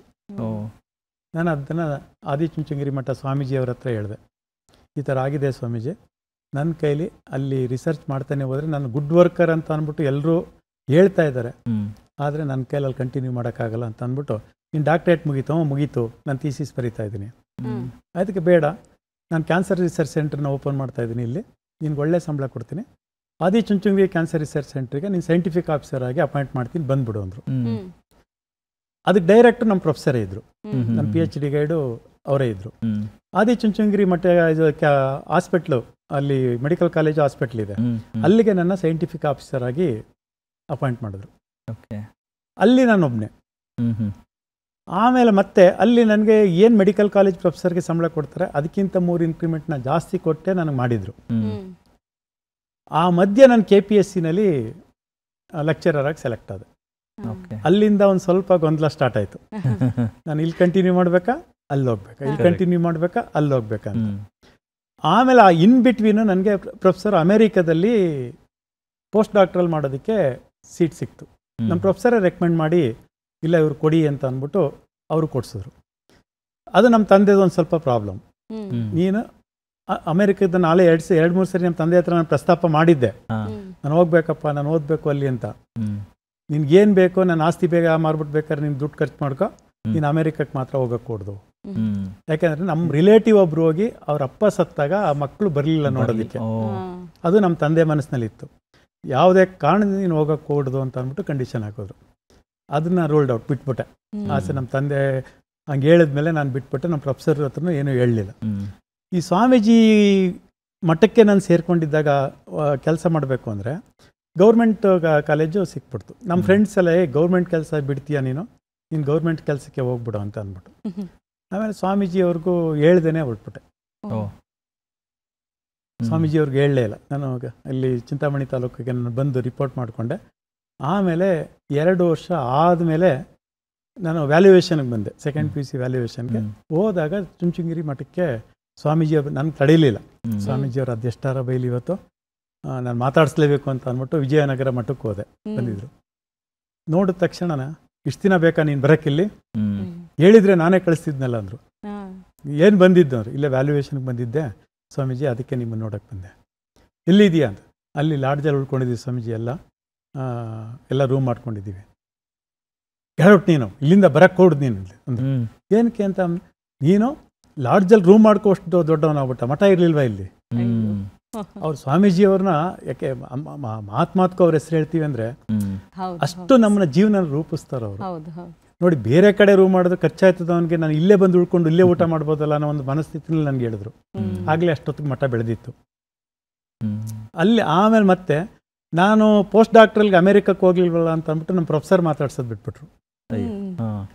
10 ವರ್ಷ ಮಾತಾಡಿಸ್ಲಿಲ್ಲ ಅವರು, 10 ವರ್ಷ ಮಾತಾಡಿಸ್ಲೇ ಇಲ್ಲ ಸರ್. ಅಂದ್ರೆ ಒಂದ್ ಕಡೆ ಅಮೆರಿಕಾದಿಂದ ಬಂದಂತಹ ಅವಕಾಶವನ್ನ ನೀವು ಇಲ್ಲ ಮೇಡಮ್, ಮನೆ ಪರಿಸ್ಥಿತಿ ಹಂಗಿತ್ತು. ನಮ್ಮ ತಂದೆ ಅಡ್ಡಗಾಲ್ ಹಾಕಿದ್ರು, ನಮ್ಗೆ ಅರ್ಜೆಂಟ್ ದುಡ್ಡು ಬೇಕು, ಅಲ್ಲಿ ಮತ್ತೆ ಓದೋದಕ್ಕೆ. ಅಲ್ಲಿ ನಮ್ಗೆ ಕೊಡೋ ದುಡ್ಡು ನಮ್ಮ ಖರ್ಚಿಗೆ ಮಾತ್ರ ಆಗುತ್ತೆ. ನನ್ನ ತಂದೆ ತಾಯಿ ಏನ್ ಮಾಡ್ಲಿ. ಹೌದು ಹೌದು ಸರ್, ಅದು ನನ್ನ ಮನಸ್ಸಿನಲ್ಲಿತ್ತು. ಹೌದು. ಆಮೇಲೆ ನಾನು ಇಲ್ಲೇ ಏನಾದರೂ ಸಾಧಿಸ್ಬೇಕು ಅಂತ ಆಟ ತೊಟ್ಟೆ. ಕಾಲೇಜ್ನ ಬೆಳೆಸೋದ್ರಿಂದನೂ ನಾನು ಬೆಳಿಬೋದು ಅನ್ನೋದನ್ನ ಒಂದು ಕಲ್ತ್ಕೊಂಡೆ. ಬಿಗಿಯವ್ರು ಹೇಳ್ಕೊಟ್ಟಿದ್ರು, ನೀನು ಬೇರೆ ಲೆಕ್ಚರರ್ ಥರ ಪಾಠ ಮಾಡಿ ಕೂತ್ಕೋಬೇಡ, ಇನ್ನು ಕೂರಕ್ಕೂ ಆಗಲ್ಲ. ಆಮೇಲೆ ನಾನು ಮದುವೆ ಆಗಿರ್ತಕ್ಕಂಥ ಫ್ಯಾಮಿಲಿನೂ ತುಂಬ ವಿದ್ಯಾವಂತರು. ಅವರು ಯೂನಿವರ್ಸಿಟಿ ಪ್ರೊಫೆಸರ್ ಆಗಿ ಈಗ ರಿಟೈರ್ಡ್ ಆಗಿದ್ದಾರೆ. ನಮ್ಮ ಫಾದರ್ ಇಲ್ಲ, ಅವರೆಲ್ಲ ವಿದ್ಯಾವಂತರು, ಮಾಸ್ಟರ್ ಡಿಗ್ರಿ ಹೋಲ್ಡರ್ಸ್. ಆಮೇಲೆ ನಾನು ಈ ಥರ ಪಾಠ ಮಾಡಿಕೊಂಡು ಬುಕ್ಸ್ ಬರೆಯೋದು, ಆಮೇಲೆ ಇಂಟರ್ನ್ಯಾಷನಲ್ ಪಬ್ಲಿಕೇಶನ್ಸ್ನ ನಿಲ್ಲಿಸ್ಲಿಲ್ಲ. ಆಮೇಲೆ ಪಬ್ಲಿಷ್ ಆಗ್ತದೆ 17 ಪೇಪರ್ ಇಂಟರ್ನ್ಯಾಷನಲ್ಲಿ ಪಬ್ಲಿಷ್ ಆಯಿತು. ಅಷ್ಟು ನನ್ನ ಬುಕ್ಸು ಹೊರಗಡೆಗೆ ಬಂತು. 2007ರಲ್ಲಿ ಪ್ರೊಫೆಸರ್ ಇಲ್ಲಿ ಅಶೋಕ ಹೋಟ್ಲಿಗೆ ಬಂದಿದ್ರು. ನಾನು ಅಶೋಕ ಹೋಟ್ಲಿಗೆ ಹೋಗಿ ಮಾತಾಡಿಸ್ದೆ. ಆವಾಗ ಇಷ್ಟು ದಿವಸ ಬೇಕಾಯ್ತಾ ಮಾತಾಡ್ಸೋದಕ್ಕೆ ಅಂತ ಹೇಳಿ ಅವ್ರ ಸಪೋರ್ಟು ಅಲ್ಲಿಂದ ಮತ್ತೆ ಸಿಕ್ತು. ಆ ಬುಕ್ ಬರೆಯೋದಕ್ಕೆ ಅವರೂ ಹೆಲ್ಪ್ ತೊಗೊಂಡೆ. ಸರ್, ಇವಾಗ ನಾವು ಬೋಧನಾ ಕ್ಷೇತ್ರದಲ್ಲಿದ್ದಾಗ ಮಾತು ಅಂದಾಗ ಒಂದೊಂದು ಹಂತದಲ್ಲಿ ಒಂದೊಂದು ಥರ. ಈಗ ನೀವು ಸ್ಟೂಡೆಂಟ್ಸ್ ಮುಂದೆ ನಿಂತು ನಿಮ್ಮ ಲೆಕ್ಚರ್ ಮಾಡಬೇಕಾದ್ರೆ ಅಥವಾ ಅವ್ರಿಗೆ ಪಾಠ ಮಾಡಬೇಕಾದ್ರೆ ಅದರದ್ದು ಪ್ರಿಪ್ರೇಷನ್ ಬೇರೆ ಇರುತ್ತೆ. ಅದೇ ಲ್ಯಾಬಲ್ಲಿ ಒಂದು ಎಕ್ಸ್ಪೆರಿಮೆಂಟನ್ನು ಹೇಳ್ಕೊಡ್ಬೇಕಾದ್ರೆ ಅದರ ಪ್ರಿಪ್ರೇಷನ್ ಬೇರೆ. ಆ್ಯಂಡ್ ಅಗೇನ್ ನೀವು ಪುಸ್ತಕ ಅಂತ ದಾಖಲು ಮಾಡೋಕ್ಕೆ ಹೊರಟಾಗ ಅದೇ ಬೇರೆ ಪ್ಯಾಟರ್ನ್ ಇರುತ್ತೆ ಸರ್. ಆ್ಯಂಡ್ ಪುಸ್ತಕ, ಈಗ ತುಂಬ ಜನ ಲೆಕ್ಚರರ್ಸ್ ಇದ್ದಾರೆ, ಎಲ್ಲರೂ ಪುಸ್ತಕ ಬರೆದಿಲ್ಲ. ಈಗ ನೀವು ಪುಸ್ತಕ ಬರೆಯೋ ಸಾಹಸ ಮಾಡಿದ್ದೀರಾ ಅಂದರೆ ಅದಕ್ಕೊಂದು ಬೇರೆ ಗ್ರಾಮರ್ ಇದೆ ಸರ್. ಅಂದರೆ ಅದರ ಗೈಡೆನ್ಸು, ಅದನ್ನು ನಿಮಗೆ ಮಾರ್ಗ ತೋರಿಸೋರು ಯಾರು sir? Professor KS Rangappa, professor KN Thimmaiah. Okay. ನಾನು ಬರೆದು ಅವ್ರು ಕಳಿಸಿದ್ರೆ ಎಲ್ಲ ಕರೆಕ್ಷನ್ ಮಾಡಿಕೊಡೋರು. ಅವ್ರು ಇಂಗ್ಲೀಷ್ನಲ್ಲಿ ನನಗೊಂದು ಸ್ವಲ್ಪ ವೇರಿಯೇಷನ್ಸ್ ಆಗುತ್ತೆ ಅಂತ ಗೊತ್ತಿತ್ತು. Okay okay. ಅವರು ಇಂಟರ್ನ್ಯಾಷನಲ್ ಫಿಗರ್ಸ್ ಅವರು. ಹೌದು. ಅವರು ತುಂಬ ದೊಡ್ಡ ವ್ಯಕ್ತಿಗಳು. ಅವರು ವೈಸ್ ಚಾನ್ಸಲರ್ ಆಗಿದ್ದರು, ಪ್ರೊಫೆಸರ್ ರಂಗಪ್ಪ, ಪ್ರೊಫೆಸರ್ ತಿಮ್ಮಯ್ಯ. ಅವರು ಮಾಡಿಕೊಟ್ರು ನನಗೆ. ಪ್ರತಿ ಫಸ್ಟ್ 3 ಬುಕ್ಸ್ ಅವರು ನಾವು ಕೋಆಥರ್ಸ್ ಆಗಿ ಬರೆದ್ವಿ, ಪಬ್ಲಿಷ್ ಆಯಿತು. ಆಮೇಲೆ ನಾನು ಇಂಡಿಪೆಂಡೆಂಟಾಗಿ ಸ್ಟಾರ್ಟ್ ಮಾಡಿದ್ದು. ನಾನು ಇಂಡಿಪೆಂಡೆಂಟಾಗೆ ಸ್ಟಾರ್ಟ್ ಮಾಡಿದ್ವಿ. ಆಮೇಲೆ ನನಗೆ ಅದು ಬಂದಿದ್ರಿಂದ ನನ್ನ ವೈಫೇ ಪಬ್ಲಿಷರ್ ಆಗಿರೋದ್ರಿಂದ ಅದ್ರದ್ದು ಜಾಸ್ತಿ ನಮಗೆ ಹಣನೂ ಬಂತು. ಹಣನೂ ನನಗೆ ಅಲ್ಲಿಗೆ ಬಡತನದ್ದು ಒಂದು ಸ್ವಲ್ಪ ದೇವರು ಸೈಡ್ಗೆ ಸರಿಸಿದ್ರು. ಜೊತೆಗೆ ನನ್ನ ಫಾದರ್ ಇನ್ ಲಾನು ನಿಮ್ಗೆ ಯಾವಾಗಲೂ ಹೇಳೋರು, ನಿಮ್ಗೆ ಯಾಕೆ ಯೋಚನೆ ಮಾಡ್ತೀರಿ, ನೀವು ಯಾಕೆ ಕಷ್ಟಪಡ್ತೀರಿ, ನಮ್ಮ ಹತ್ರ ಹಣ ಇದೆಯಲ್ಲ ತಗೊಂಡೋಗಿ. ನಾನು ಒಂದು ದಿವಸ ಒಂದು ಪೈಸೆ ಇಸ್ಕೊಂಬರ್ಲಿಲ್ಲ. ಸ್ವಾಭಿಮಾನ. ನನ್ನ ವೈಫ್ ಅದಕ್ಕಿಂತ ಸ್ವಾಭಿಮಾನಿ, ಬಹಳ ಸ್ವಾಭಿಮಾನಿ. ನಾನು ಬೇಕಾದ್ರೆ ಊಟ ಇಲ್ದೇನೆ ನಿಮ್ಮ ಜೊತೆ 3 ದಿವಸ ಇರ್ತೀನಿ, ಅವ್ರು ಯಾರ ಹತ್ರ ನೀವು ತಲೆ ತೆಗಿಸ್ತಾರೆ. ಸರ್, ಈಗ ನೀವು ತುಂಬಾ ಹಂತದಲ್ಲಿ ಮಾತಾಡ್ತಾ ಅವಾಗ್ಲಿಂದ ಹೇಳ್ತಾನೆ ಇದ್ದೀರಾ, ನನ್ನ ವೈಫ್ ಸಪೋರ್ಟ್ ಮಾಡಿದ್ದು, ನನ್ನ ಜೊತೆಗೆಲ್ಲ ನಿಂತಿದ್ದಾರೆ. ಇವಾಗ ನೋಡಿದ್ರೆ ಪಬ್ಲಿಷರು ಕೂಡ ಅವರೇ ಅಂತ ಹೇಳ್ತಿದ್ದೀರಾ. ಅಂದ್ರೆ ಈ ಕೆಮಿಸ್ಟ್ರಿ ಹೆಂಗ್ ವರ್ಕ್ ಆಯ್ತು ಸರ್? ಇದು ಅರೇಂಜ್ ಮ್ಯಾರೇಜ್, ಲವ್ ಮ್ಯಾರೇಜ್? ಇಲ್ಲ ಸರ್, ಲವ್ ಮ್ಯಾರೇಜ್ ಅಂತ ಇಲ್ಲ, ಪ್ಯೂರ್ಲಿ ಅರೇಂಜ್ಡ್ ಮ್ಯಾರೇಜ್. ಅದ್ರ ಬಗ್ಗೆ ನನಗೆ ಇದರಲ್ಲಿ ಆ ಥಿಂಕಿಂಗ್ ಬರಲೇ ಇಲ್ಲ ಎಲ್ಲೂ. ನನಗೆ ನನ್ನ ಮನೆ, ನನ್ನ ಓದು, ನಾನು ಅಪ್ಪ ಅಮ್ಮ ಅಣ್ಣ ತಮ್ಮದಿರ ಬಗ್ಗೆನೇ ಯೋಚನೆ ಮಾಡ್ತಿದ್ದೇವೆ. ನಾನು ಇನ್ನೊಂದು ಲವ್ ಮಾಡಬೇಕು, ಏನು ಮಾಡಬೇಕು ಆ ಥರದ್ದು ಯಾವುದೂ ಇರಲಿಲ್ಲ, ಯಾವತ್ತೂ ಇರಲಿಲ್ಲ. ಆಮೇಲೆ ಮತ್ತೆ ಈಗ ನನ್ನ ವೈಫ್ ನನಗೆ ಪ್ರತಿ ಹಂತದಲ್ಲೂ ಹೆಲ್ಪ್ ಮಾಡಬೇಕು ಅಂದರೆ ನನಗೆ ಆ ಥರ ಹೆಲ್ಪೇ ನಾನು ಯಾವತ್ತು ಸೌಂದರ್ಯಕ್ಕೆ ಬೆಲೆ ಕೊಡೋಕೆ ಹೋಗಲಿಲ್ಲ ನನಗೆ. ಅದಕ್ಕೆ ನಮ್ಮ ಫಾದರ್ ಇನ್ ಲಾನು ಒಂದು ಸ್ವಲ್ಪ ಹೈಲಿ ಪ್ರಿನ್ಸಿಪಲ್. ಈವನ್ ನಾವು ಬಿಳಿ ಶರ್ಟು ಬಿಳಿ ಪ್ಯಾಂಟೆ ಹಾಕೋದವರು, ಅವರು ಪ್ರಿನ್ಸಿಪಲ್ಡು. ನಾವೆಲ್ಲೂ ಆಮೇಲೆ ಒಂದು ಅಡ್ಡದಾರಿ ಅಂತ ಹಿಡಿಯೋಕ್ಕೆ ಹೋಗಲಿಲ್ಲ. ನನಗೆ ಒಂದು ಸ್ವಲ್ಪ ವೈಯಕ್ತಿಕವಾಗಿ ಹೆಲ್ಪ್ ಮಾಡಿದವರು ಮಂಡ್ಯದಲ್ಲಿ ನನ್ನ ಕ್ಲಾಸ್ಮೇಟ್ ಒಬ್ಬರು ಹರೀಶ್ ಅಂತ ಇದ್ದಾರೆ. ಅವರು ಒಂದು ದೊಡ್ಡ ಸಂಸ್ಥೆನ, ನನಗೊಂದು ಸಂಸ್ಥೆ ಕಟ್ಟಬೇಕು ಅಂತ ಆಸೆ ಇದೆ ಕಣೋ ಹರೀಶ, ನನ್ನ ಕೈಲಿ ಗೌರ್ಮೆಂಟ್ ಕೆಲಸಕ್ಕೆ ಸೇರಿಬಿಟ್ಟಿದ್ದೀನಿ, ನನ್ನ ಕೈಲಿ ಆಗಲ್ಲ, ನೀನು ಕಟ್ಟು ಅಂತೇಳಿ. ಅದು ನನ್ನ ಮಾತು ಕೇಳಿ ಇವತ್ತು ಅವನೊಂದು ಸಂಸ್ಥೆ ಕಟ್ಟಿ ದೊಡ್ಡದಾಗೆ ಸಂಸ್ಥೆ ಬೆಳೆಸ್ಬಿಟ್ಟಿದ್ದಾನೆ. ಆಮೇಲೆ ಮತ್ತೆ ಈಗ ಅವನು ನನಗೆ ಹೇಳ್ದ, ಸಾಕು ಸರ್ಕಾರಿ ಕೆಲಸ ಮಾಡಿದ್ಯಾ 28 ವರ್ಷ, ವಾಲಂಟ್ರಿ ತಗೋ, ನೀನೇ ಒಂದು ಸಂಸ್ಥೆ ಕಟ್ಟು. ಸರ್, ಅಂದ್ರೆ ನಿಮಗೆ ಈ ಕಾಲೇಜು ಕಟ್ಟುವಂತಹ ಕನಸು ಮೊದಲಿನಿಂದ ಇತ್ತು? ಮೊದಲಿಂದ ಇದೆ ಮೇಡಮ್, ಮೊದಲಿಂದನೂ ಇದೆ. ನಾನೇ ಒಂದು ಸಂಸ್ಥೆ ಕಟ್ಟಬೇಕು ಅಂತ ತುಂಬಾ ಆಸೆ, ಬಟ್ ನಾನು ಕೈಗೆಟ್ತಿರ್ಲಿಲ್ಲ. ನನಗೆ ಯಾವಾಗ ಒಂದು ಬುಕ್ಸಲ್ಲಿ ಒಂದು ಸ್ವಲ್ಪ ದುಡ್ಡು ಬಂತು, ಅದು ಇದು ಬಂದಾಗ ನನಗೆ ಆಸೆ ಚಿಗುರ್ತು. ಕನಸಿದ್ರು ನಾನು ಹಾಕಕ್ಕೆ ಹೋಗಿರಲಿಲ್ಲ. ಬಟ್ ಬೇರೆಯವ್ರ ಕೈಲಿ ಒಂದು ಸಂಸ್ಥೆ ಕಟ್ಟಿಸಿದ್ದೆ ಮಂಡ್ಯದಲ್ಲಿ, ಅದು ವಿದ್ಯಾಸಂಸ್ಥೆ ಅಂತ ಒಂದು ಕಟ್ಟಿಸಿದ್ದೆ. ಆಮೇಲೆ ಈ ಸಂಸ್ಥೆ ಕಟ್ಟೋದಕ್ಕೆ ಇವರು ನನ್ನ ಮಕ್ಕಳು ದೊಡ್ಡವರಾದ್ಮೇಲೆ ನನ್ನ ವೈಫ್ ಅವ್ರ ಹತ್ರ ಹೇಳಿದ್ದಾರೆ, ಅಪ್ಪನಿಗೆ ಈ ಆಸೆ ಇದೆ, ಬಟ್ ನಿಮ್ಮನ್ನೆಲ್ಲ ಓದಿಸೋದು ಮತ್ತು ನಮ್ಮ ಮನೆ ಕಡೆ ನೋಡ್ಕೊಳ್ಳೋದು, ಅವ್ರು ಬುಕ್ಸ್ ಬರೆಯೋದು ಕಳ್ಕೊಂಡಿದ್ದೆಲ್ಲ ಬಂದರೆ ಈಗ ಸ್ವಲ್ಪ ಪರವಾಗಿಲ್ಲ, ಚೆನ್ನಾಗಾಗಿದ್ದಾರೆ ಅಂದಮೇಲೆ ನನ್ನ ಮಕ್ಕಳು ಅದಕ್ಕೆ ಸಪೋರ್ಟ್ ಮಾಡೋಕ್ಕೆ ಶುರು ಮಾಡಿದ್ರು. ಅದಕ್ಕೆ ನನ್ನ ದೊಡ್ಡ ಮಗ ಜೀವಿತ್ ಎಜುಕೇಷನ್ ಟ್ರಸ್ಟ್ ಅಂತ ನೀಡಪ್ಪ ಅಂತ ಹೇಳ್ದ. ಜೀವಿತ್ ಅವನ ತಮ್ಮ. ಆಮೇಲೆ ಜೀವಿತ್ ಎಜುಕೇಶನ್ ಸಂಸ್ಥೆನಲ್ಲಿ ಜೀವಿತ್ ಸೆಕೆಂಡ್ PUC ಸ್ಟೂಡೆಂಟ್ ಇವಾಗ. ಸರ್, ಅಂದ್ರೆ ಒಂದು ಕಾಲೇಜ್ ಅಥವಾ ಶಿಕ್ಷಣ ಸಂಸ್ಥೆ ಕಟ್ಟೋದು ಸುಲಭದ ಮಾತಲ್ಲ ಸರ್. ಅದಕ್ಕೆ ಬಹಳಷ್ಟು ತಯಾರಿಗಳು ಬೇಕು, ಆಡಳಿತಾತ್ಮಕ ಗುಣ ಇರಬೇಕು, ಸಂಘಟನಾತ್ಮಕ ಚಾತುರ್ಯ ಇರಬೇಕು, ಎಲ್ಲರನ್ನ ಒಗ್ಗೂಡಿಸ್ಬೇಕು. ಆ ರೀತಿ ಅಂದ್ರೆ ಒಂದು ಶಿಕ್ಷಕರನ್ನಾಗಿರ್ಬಹುದು, ಎಲ್ಲ ರೀತಿಯಿಂದಲೂ, ಜೊತೆಗೆ ತಾವು ಹೇಳಿದ ಹಾಗೆ ಒಂದು ಆರ್ಥಿಕ ಒಂದು ಆಸರೆ ಬೇಕು. ಸೊ ಈ ಎಲ್ಲ ತಯಾರಿಗಳು ತೆಗೆದುಕೊಳ್ಳೋದಕ್ಕೆ ಯಾವೆಲ್ಲ ಸವಾಲುಗಳು ಎದುರಿಸಿದ್ರಿ ಸರ್ ತಾವು? ಮೇಡಮ್, ನನಗೆ ಆರ್ಥಿಕವಾಗಿ ನಾನು ಸದೃಢನಾಗಿದ್ದೆ, ಅದ್ರ ಬಗ್ಗೆ ಏನಂತ ತೊಂದರೆ ಇರಲಿಲ್ಲ. ಆಮೇಲೆ ನನಗೂ ಹಿರಿಯವರು ಹೇಳ್ಕೊಟ್ಟಿದ್ರು, ಒಂದು ಯಾವುದೇ ಸಂಸ್ಥೆ ಸ್ಥಾಪನೆ ಮಾಡಬೇಕು ಅಂದರೆ ಬಾಸ್ ಆಗಬೇಡ, ಲೀಡರ್ ಆಗು. ಬಾಸ್ ಆಗಕ್ಕೆ ಹೋಗ್ಬೇಡ, ನೀನು ಲೀಡರ್ ಆಗು. ಫಸ್ಟ್ ನೀನು ಕೆಲಸ ಮಾಡು, ಆಮೇಲೆ ಕೆಲಸ ಮಾಡಿಸು. ನೀನು ಬೇರೆಯವ್ರನ್ನ ಬೆಳೆಸ್ಬಿಟ್ಟು ನೀನು ಬೆಳಿ, ಬೇರೆಯವ್ರನ್ನ ತುಳಿದು ನೀನು ಬೆಳೆಸಕ್ಕೆ ಹೋಗ್ಬೇಡ. ಇದನ್ನ ನಂಗೆ ತುಂಬ ಜನ ಹೇಳ್ಕೊಟ್ಟಿದ್ರು. ನೀನು ತುಳಿದು ಯಾರನ್ನೂ ಬೆಳಿಬೇಡ, ಬೆಳೆಸಿ, ಅವರೇ ಬೆಳೆಸ್ತಾರೆ ನಿನ್ನ. ಅದನ್ನ ನಮ್ಮ ಕರ್ನಾಟಕ ರಾಜ್ಯದ ಉಪನ್ಯಾಸಕರು ಆ ಕೆಲಸ ನಾನು ಮಾಡಿಕೊಟ್ರು. ಎಲ್ಲರನ್ನೂ ಗುರುತಿಸ್ದೆ, ಯಾರ್ಯಾರದ್ರಲ್ಲಿ ಪ್ರತಿಭೆ ಇದೆ ಅವರೆಲ್ಲ ಲೆಕ್ಚರರ್ಸ್ನು ಗುರುತಿಸಿ ಅವ್ರನ್ನ ಮಾಸ್ಟರ್ ಟ್ರೈನರ್ ಮಾಡಿದೆ. ಅವರೆಲ್ಲ ಸೇರಿಸಿ ನನ್ನನ್ನು ಬೆಳೆಸಿದ್ರು. ಬಹಳ ಖುಷಿ ಆಗುತ್ತೆ ಸರ್. ಅಂದ್ರೆ ಇದ್ರ ಜೊತೆಗೆ ಇನ್ನೊಂದಂದ್ರೆ ನೀವು ತುಂಬಾ ಜನ ವಿದ್ಯಾರ್ಥಿಗಳಿಗೆ ಸಹಾಯ ಸಹಕಾರವನ್ನು ನೀಡ್ತಾನೆ ಇದ್ದೀರಾ. ಒಂದು ಬೋಧನೆ, ಅದಲ್ಲದೆ ಸಾಮಾಜಿಕ ಮೌಲ್ಯಗಳು. ಬಡ ಮಕ್ಕಳಿದ್ದಾರೆ ಅಂತ ಹೇಳಿದ್ರೆ ಅವರಿಗೆ ಉಚಿತವಾಗಿ ಪುಸ್ತಕಗಳನ್ನು ಕೊಡೋದು, ಇದೆಲ್ಲ ಇದೆಯಲ್ಲ. ಯಾಕೆಂದ್ರೆ ನೀವು ಹೇಳ್ತಾ ಇದ್ರಿ ನಾನು ತುಂಬಾ ಸಲ ಪುಸ್ತಕಗಳನ್ನು ಮಾಡಿ ಕೈ ಸುಟ್ಕೊಂಡು ಹಣ ಕಳ್ಕೊಂಡಿದ್ದೆ ಅಂತ. ಇಷ್ಟಿದ್ರೂ ಕೂಡ ಆರ್ಥಿಕವಾಗಿ ಮತ್ತೆ ಇನ್ನೊಬ್ರಿಗೆ ಸಹಾಯ ಮಾಡೋದಿದೆಯಲ್ಲ sir, I think it's great ಅನ್ಸುತ್ತೆ ಸರ್. ಹೌದೌದು ಸರ್, ಅದರಲ್ಲಿ ಸಿಗ್ತಕ್ಕಂಥ ಖುಷಿ ಸರ್. ಇಲ್ಲ, ಒಬ್ಬ ವಿದ್ಯಾರ್ಥಿಗೆ ಗುರುತಿಸಿ ನಾನು ಒಂದು 6 ಬುಕ್ಸ್ 6 ಸಬ್ಜೆಕ್ಟ್ 6 ಬುಕ್ ಕೊಟ್ಟು ಬಂದ್ರೆ ಅವನು ಎಲ್ಲ ಹುಡುಗರಿಗೂ ಹೇಳ್ಕೊಂಬರ್ತಾನೆ, ಸರ್ ನಾನು ಗುರುತಿಸ್ಕೊಟ್ರಪ್ಪ, ಇಜಿ ಸರ್ ಕೊಟ್ರಿ, ನನ್ನೆಲ್ಲ ಇಜಿ ಸರ್ ಅಂತಾರೆ, ಇಜಿ ಸರ್ ಕೊಟ್ರು ಗೊತ್ತಾ ನನಗೆ ಅಂತ. ಅದನ್ನೆಲ್ಲ ಕೇಳಿ ಮತ್ತೆ ಬರೋದು, ಸರ್ ನಮ್ಮ ಅಪ್ಪ ಅಮ್ಮ ಹಿಂಗೆ ಸರ್, ನಮ್ಗೆ ಏನು ಕೊಡ್ಸಲ್ಲ ಸರ್, ನಾನು ಬುಕ್ಸ್ ಕೊಡಿ ಅಂತ ಬರೋದು. ಅದಕ್ಕೆ ನಮ್ಮ ಪ್ರಿನ್ಸಿಪಾಲ್ರು ಏನು ಮಾಡೋರು, ನೋಡ ನೀನು ಅದೆಲ್ಲ ಬೇಡ, 300 ಸೆಟ್ ಬುಕ್ಸ್ನ ಇಲ್ಲಿ ಇಟ್ಬಿಡು, ನಾನೇ ಡಿಸ್ಟ್ರಿಬ್ಯೂಟ್ ಮಾಡ್ತೀನಿ, ಇಜಿ ಸರೇ ಕೊಟ್ಟವ್ರನ್ನ ಡಿಸ್ಟ್ರಿಬ್ಯೂಟ್ ಮಾಡ್ತೀನಿ ಅಂತ ಅವರು ಯಾವಾಗಲೂ ತಂದು ಒಂದು 300 ಸೆಟ್ ಬುಕ್ಸ್ ಇಟ್ಕೊಂಡ್ಬಿಡೋರು. ಕೊಡ್ತಾ ಇದೀವಿ ಮೇಡಮ್, ನಾವು ಫೀಸು ಕೊಟ್ಟಿದ್ದೀವಿ, ಬಟ್ಟೆನೂ ಕೊಟ್ಟಿದ್ದೀವಿ. ನಾವು ಇಡೀ ನಾನೊಬ್ಬನೇ ಅಂತಲ್ಲ, ಆ ಕಾಲೇಜಿನ ವಾತಾವರಣ ನಾನು ಕ್ರಿಯೇಟ್ ಮಾಡ್ಕೊಂಡ್ಬಿಟ್ಟಿದ್ದೆ. ನಾವಲ್ಲಿ ತುಂಬ ಕ್ರಿಯೇಟ್ ಮಾಡ್ಕೊಂಡಿದ್ದು ಅಲ್ಲಿ ಯಲಹಂಕ ಸರ್ಕಾರಿ ಪದವಿ ಪೂರ್ವ ಕಾಲೇಜ್. ಏನಾರು ಡೊನೇಟ್ ಮಾಡಬೇಕು ಅಂದರೆ ನಾನು 100 ರೂಪಾಯಿ ಕೊಟ್ಟರೆ ಇದ್ದವರೆಲ್ಲ 10 ರೂಪಾಯಿ 20 ರೂಪಾಯಿ 50 ರೂಪಾಯಿ ಎಲ್ಲ ಕೊಡೋರು, ಯಾರೂ ಇಲ್ಲ ಅಂತಿರಲಿಲ್ಲ ಸರ್. ಈ ರೀತಿ ಅಂದರೆ ಸಹಾಯ ಮಾಡುವಂತಹ ಗುಣ ಏನಿದೆ, ಒಂದು ನಿಸ್ವಾರ್ಥ ಸೇವೆ ಮಾಡುವಂತಹ ಗುಣ ಏನಿದೆ, ತಾವು ಬೆಳೆದು ಬಂದ ಹಾದಿಯಲ್ಲಿ ಸರ್, ಈಗ ಹೆಚ್ಚಾಗಿ ಬಡತನದಿಂದ, ಕಷ್ಟದಿಂದ, ಕೊರತೆಯನ್ನು ನೋಡಿ ಬೆಳೆದವರಿಗೆ ಅದರ ಅರಿವಿರುತ್ತೆ, ಅದರ ಮೌಲ್ಯದ ಅರಿವಿರುತ್ತೆ ಸರ್. ಅದೇ ಎಲ್ಲ ಸೌಲಭ್ಯಗಳು ಶ್ರೀಮಂತಿಕೆ ಜೊತೆಗೆ ಇದು ನಿಜವಾಗ್ಲೂ ನಿಜ ಅನ್ಸುತ್ತಾ ಸರ್ ತಮಗೆ? ಖಂಡಿತ ಮೇಡಮ್. ಈಗ ಯಾಕೆಂದರೆ ಶ್ರೀಮಂತರು ಜಾಸ್ತಿ ದಾನ ಮಾಡಲ್ಲ, ನೋಡಿದ್ದೀನಿ. ಬಡತನದಿಂದ ಬಂದು ಶ್ರೀಮಂತರಾಗಿರೋರು ದಾನ ಮಾಡ್ತಾರೆ. ಮೂಲತಃ ಶ್ರೀಮಂತರ ಮಕ್ಕಳು ದಾನ ಮಾಡೋದು ಬಹಳ ಕಡಿಮೆ. ನಾವು ಉಪನ್ಯಾಸಕರಲ್ಲೂ ನೋಡಿದ್ದೀವಿ.